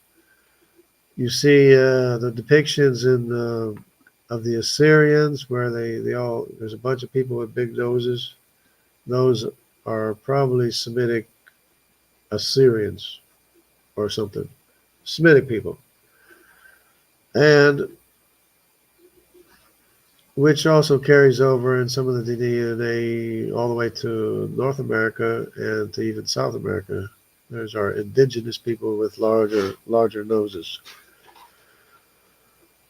Because of DNA influence, and then you have the smaller nose of the Eurasians, but then you have the wider nose of the descendants of Nimrod and the descendants of the Canaanite tribe, with somewhat wider nose. Neanderthal and Denisovan do not have any non-human features. Yeah, they're very, very human. They're just human. As a matter of fact, they are more original humans than we are. We are just a skeleton of what they used to be. We are literally a skeleton in the size of our genome, our abilities, everything. We are a skeleton of what we used to be, or what humans used to be. That is a fact. They have a larger brain. They have a stronger frame, better sight, better hearing. There's so many things, and they have a larger genome to account for it all. So there you go. And that's about the end of it. Hopefully, covered everything where everybody could see. Everybody could see what I was talking about, hopefully.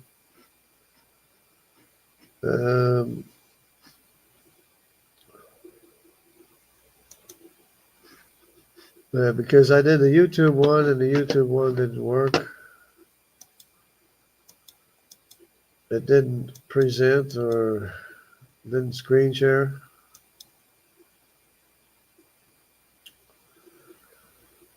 So yeah, this is all very interesting to me. Very interesting.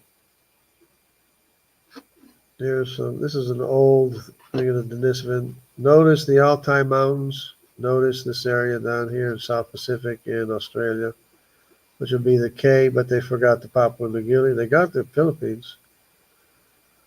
But yeah, and of course, Europeans are Eurasian, so that's why they have some Denisovan ancestry. Middle East, usually not so much, but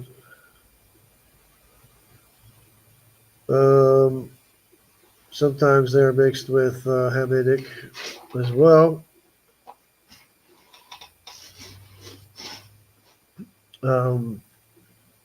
And or Eurasian, but There's some Denisovans up here, the Inuits. Oh, see the Inuits? These are probably Inuits up here.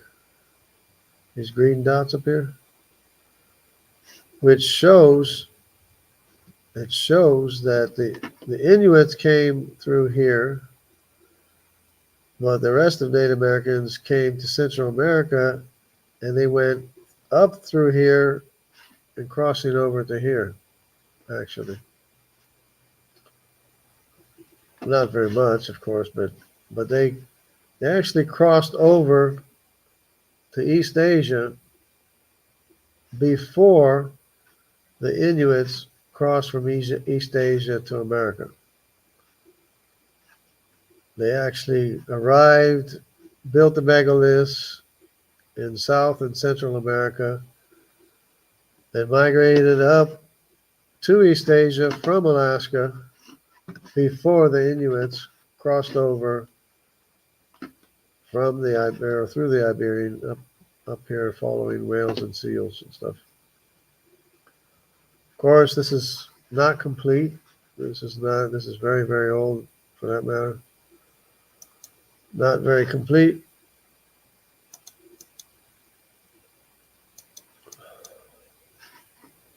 But here's the three groups that Nephilim Free was talking about. There's the Hamitic group, A through E. The Semitic group, F1, F2, which is totally separate. G, H, I, and J is the Semitic group, totally separate from the Eurasian group, which is the K group, which is K, L, M, N, O, P, Q, R, S, and T. So I have O and N being Magog now. Both of them are Magog. They both have the same origin. I have T as Javan as before, L as Thracians as before, Thrace or Tiraz.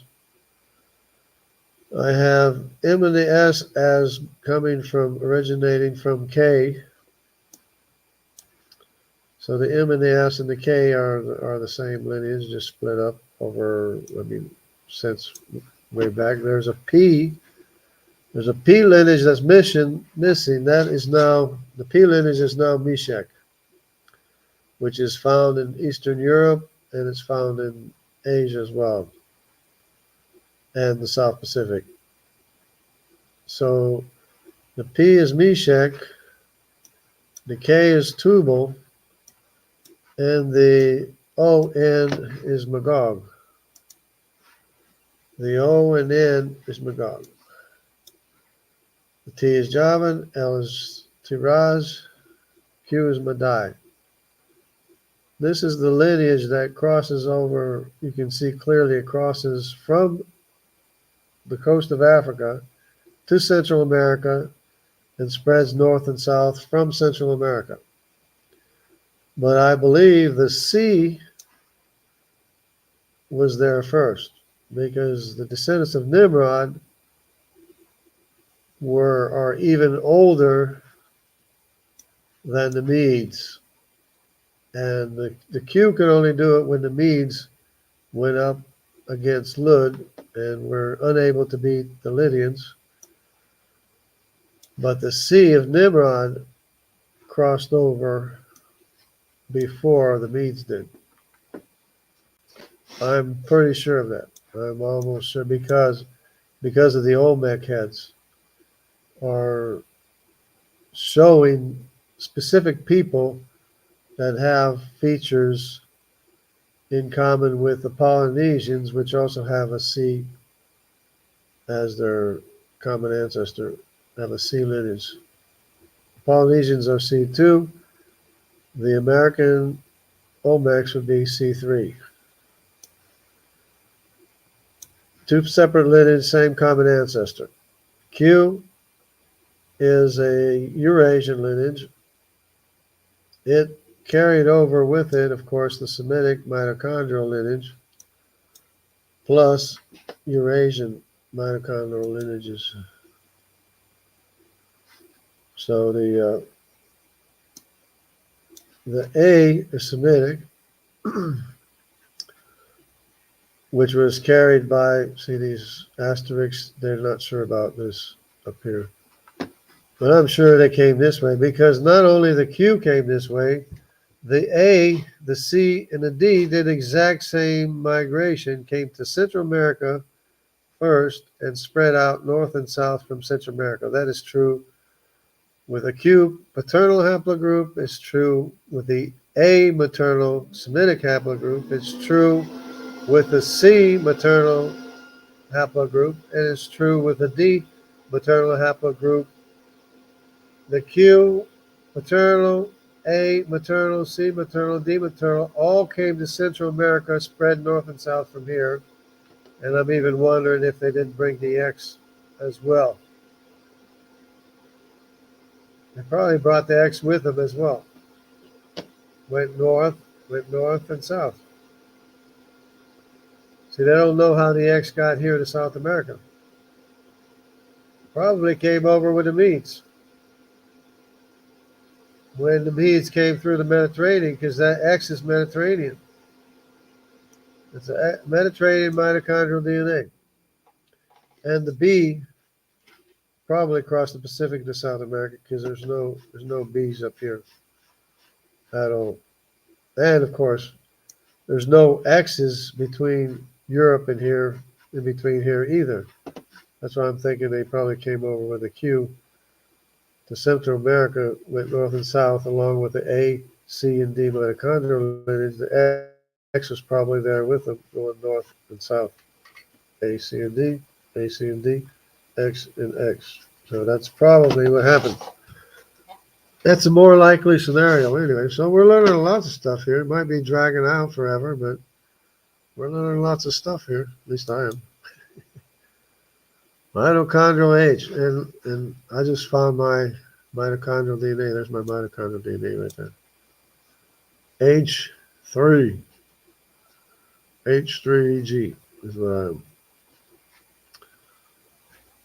So that's very interesting stuff. You got H1, H2, H3, H4, H5, H6, H7, HV, H, and H. H other. H8. Oh, we got an H8 too. This is probably all H. Well, it's all H, I guess.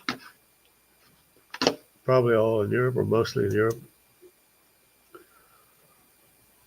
Ireland DNA, H, and all these others, which seems to be okay. Oh, yeah. C and D. 0% C, 0% D. These are the Eurasian.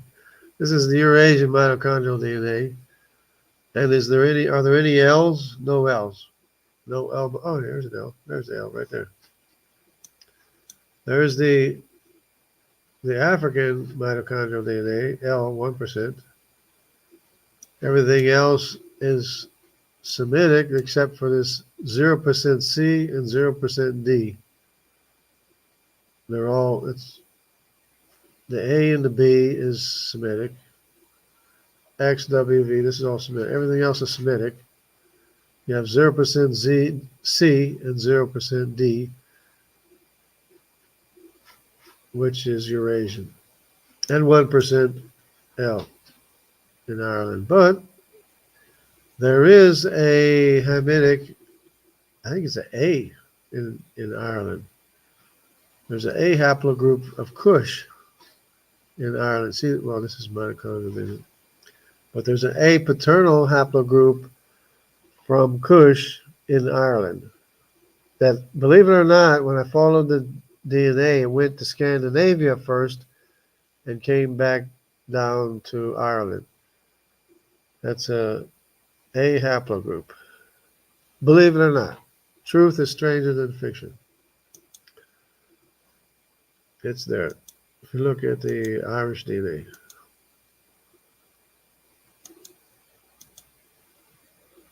This is Denisovan and Neanderthal. They cut out the Neanderthal, but it's Denisovan and Neanderthal. See?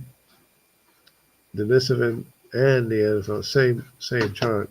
They just cut it out.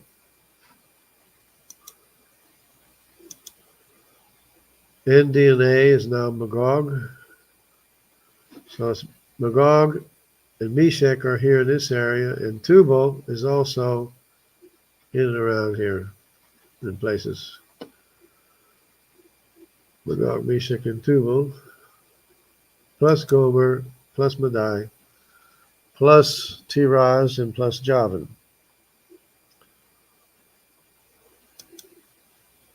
Here's the full migration. Again, probably instead of the X crossing all the way over here with nothing left in between, probably the X, more likely scenarios, this X and this X crossed the Atlantic to Central America along with a Q haplogroup, a paternal haplogroup of the Medes, and spread out north and south from Central America. More than likely.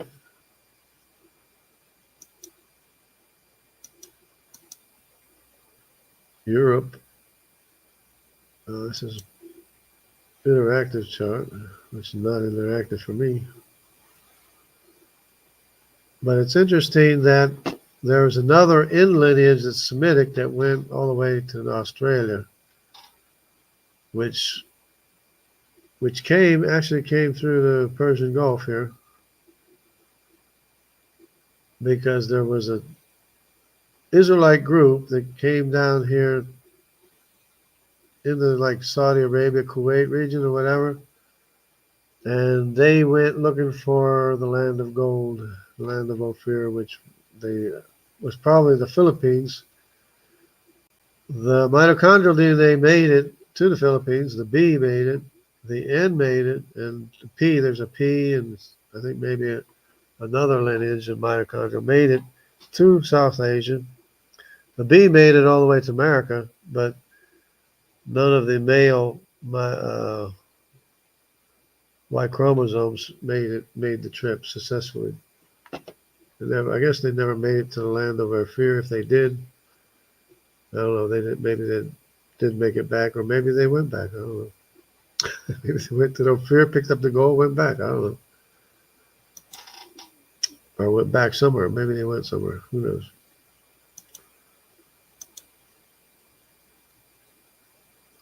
R1A, that's Ashkenaz. We gotta blow it up, otherwise you can't see. The sense of Ashkenaz, these are like the Aryans probably of Iran or whatever. The Indo-Aryan invasion of India, so called, which they're probably just migration, just pretty much like any other. And the R1A again, and the R1B, and the T. See, this is a T. This is the one they claim to be Judaic, which originated from here. I have another chart. You can see clearly it comes from this area. Elisha, Dodanim, and Kittim are all cities in Anatolia, and they became like Mediterranean Sea people in the island of Crete, and this other one, these other ones, look, even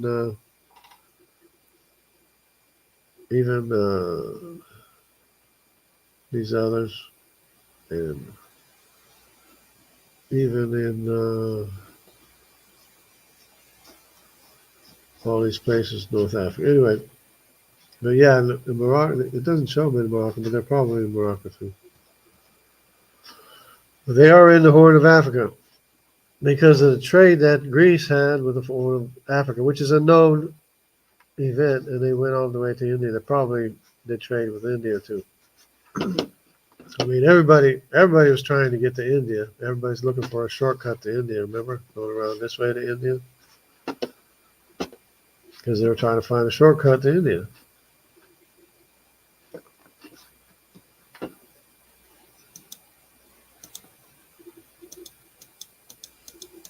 Well, I guess that's about it. But what I need to find don't know what I got here. What I need to find is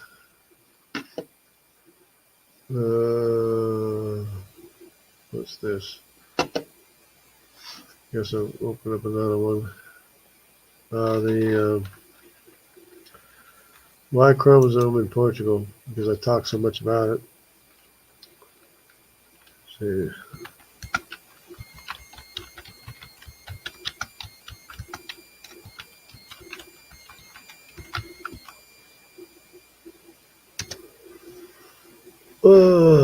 Image. Why is it? I said Y chromosome in Portugal. Oh, I gotta put T. No, not T. Just Y chromosome. Okay. There it is. This is, yeah, there it is. Yes, Y chromosome. Okay. I'll just say open image in new tab for the time being, and I'll save image as this. So here we go. Let's go look at it. Since I talked so much about it and we were talking about it before, the TY chromosome. Here's the T. The T is this dark color here. T is this dark color. It's almost black color. It's in the Portuguese host population. In other words, the general Portuguese population, non-religious or whatever, Catholic or whatever they are. It's in their population. Not very much, maybe 3 or 4%. Belmonte Jews don't have any T, no T in their population. The Bragança Jews, here we have to amount of things. There we go. Bragança Jews have maybe 15-20%, not well, 15, no, a quarter would be like this, so yeah, maybe 20, yeah, maybe 15, 18% or something like that. This is the only Jewish population of any significance that has a T haplogroup in it because of this area here, which is Tarshish. So these Bragança Jews, which there's a lot of T up here as well. In other charts or maps, you can see there's a lot of T in this area of northern Portugal.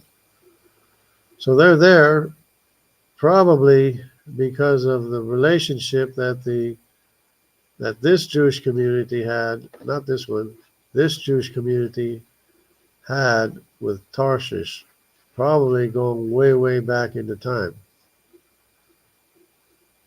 But this is the only Jewish population that I can see that has the T haplogroup of any significance in their population because of their proximity and association with the Tarshish.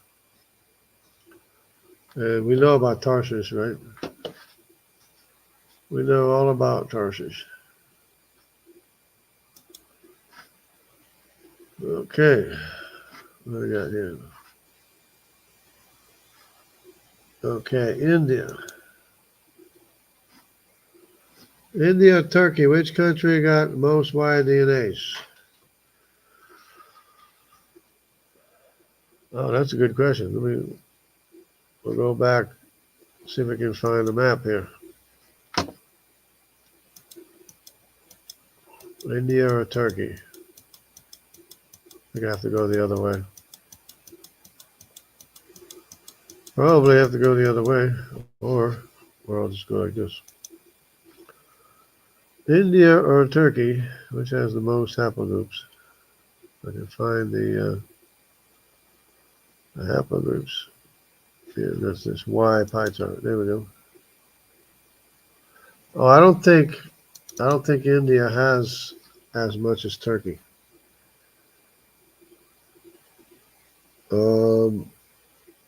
So Turkey, let me see, here's Turkey.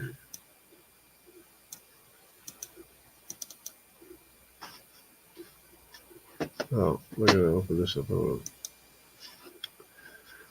on. Okay. Here's India. And here's Turkey. It looks like Turkey's got them beat. But there is a lot in Turkey, and Uzbekistan's right here. And this PE is who? I forget who the PE is. Persia. PE's Persia? Yeah, Iran. The PE is Persia, believe it or not. So Persians have a good mixture of white haplogroups. Uzbekistan is the best, I think. And Turkey's not too bad either. But it looks like they have India beat. This is Tibet. This is India right here. This is, I think, this island. Maybe it's this island or something. But yeah, this is India here. This is Turkey. Greece, what's GE? GE, Georgia, Armenia. That's quite a bit. PE's Persia. Yeah. Uzbekistan. KT. Where is KT? KT, FT, HIJK. KT. Kazan Tartar. Oh, Kazan Tartar. Kazan Tartar. KT. See, the area up here, this history, and this these areas, I don't know a whole lot about. Or even these areas, for that matter. Because they're like a blank page in the history book. But yeah, the DR is this, I think it's the island, DR. Dravidian, oh. Dravidian. So you have India and you have the Dravidians. And Dravidians are L, but they're also H. L is Eurasian.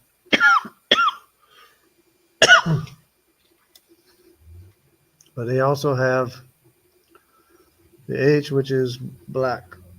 This black is this black, and this black is the Elamite DNA.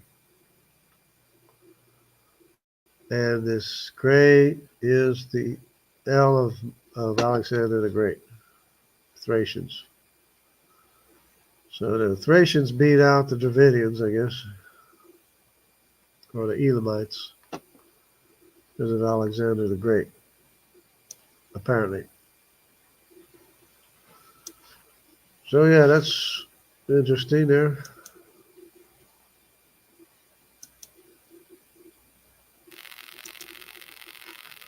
Let's see, okay. I guess that's good. Guess we did enough for today. So I guess that's about it. I hope everybody has a great rest of Sunday.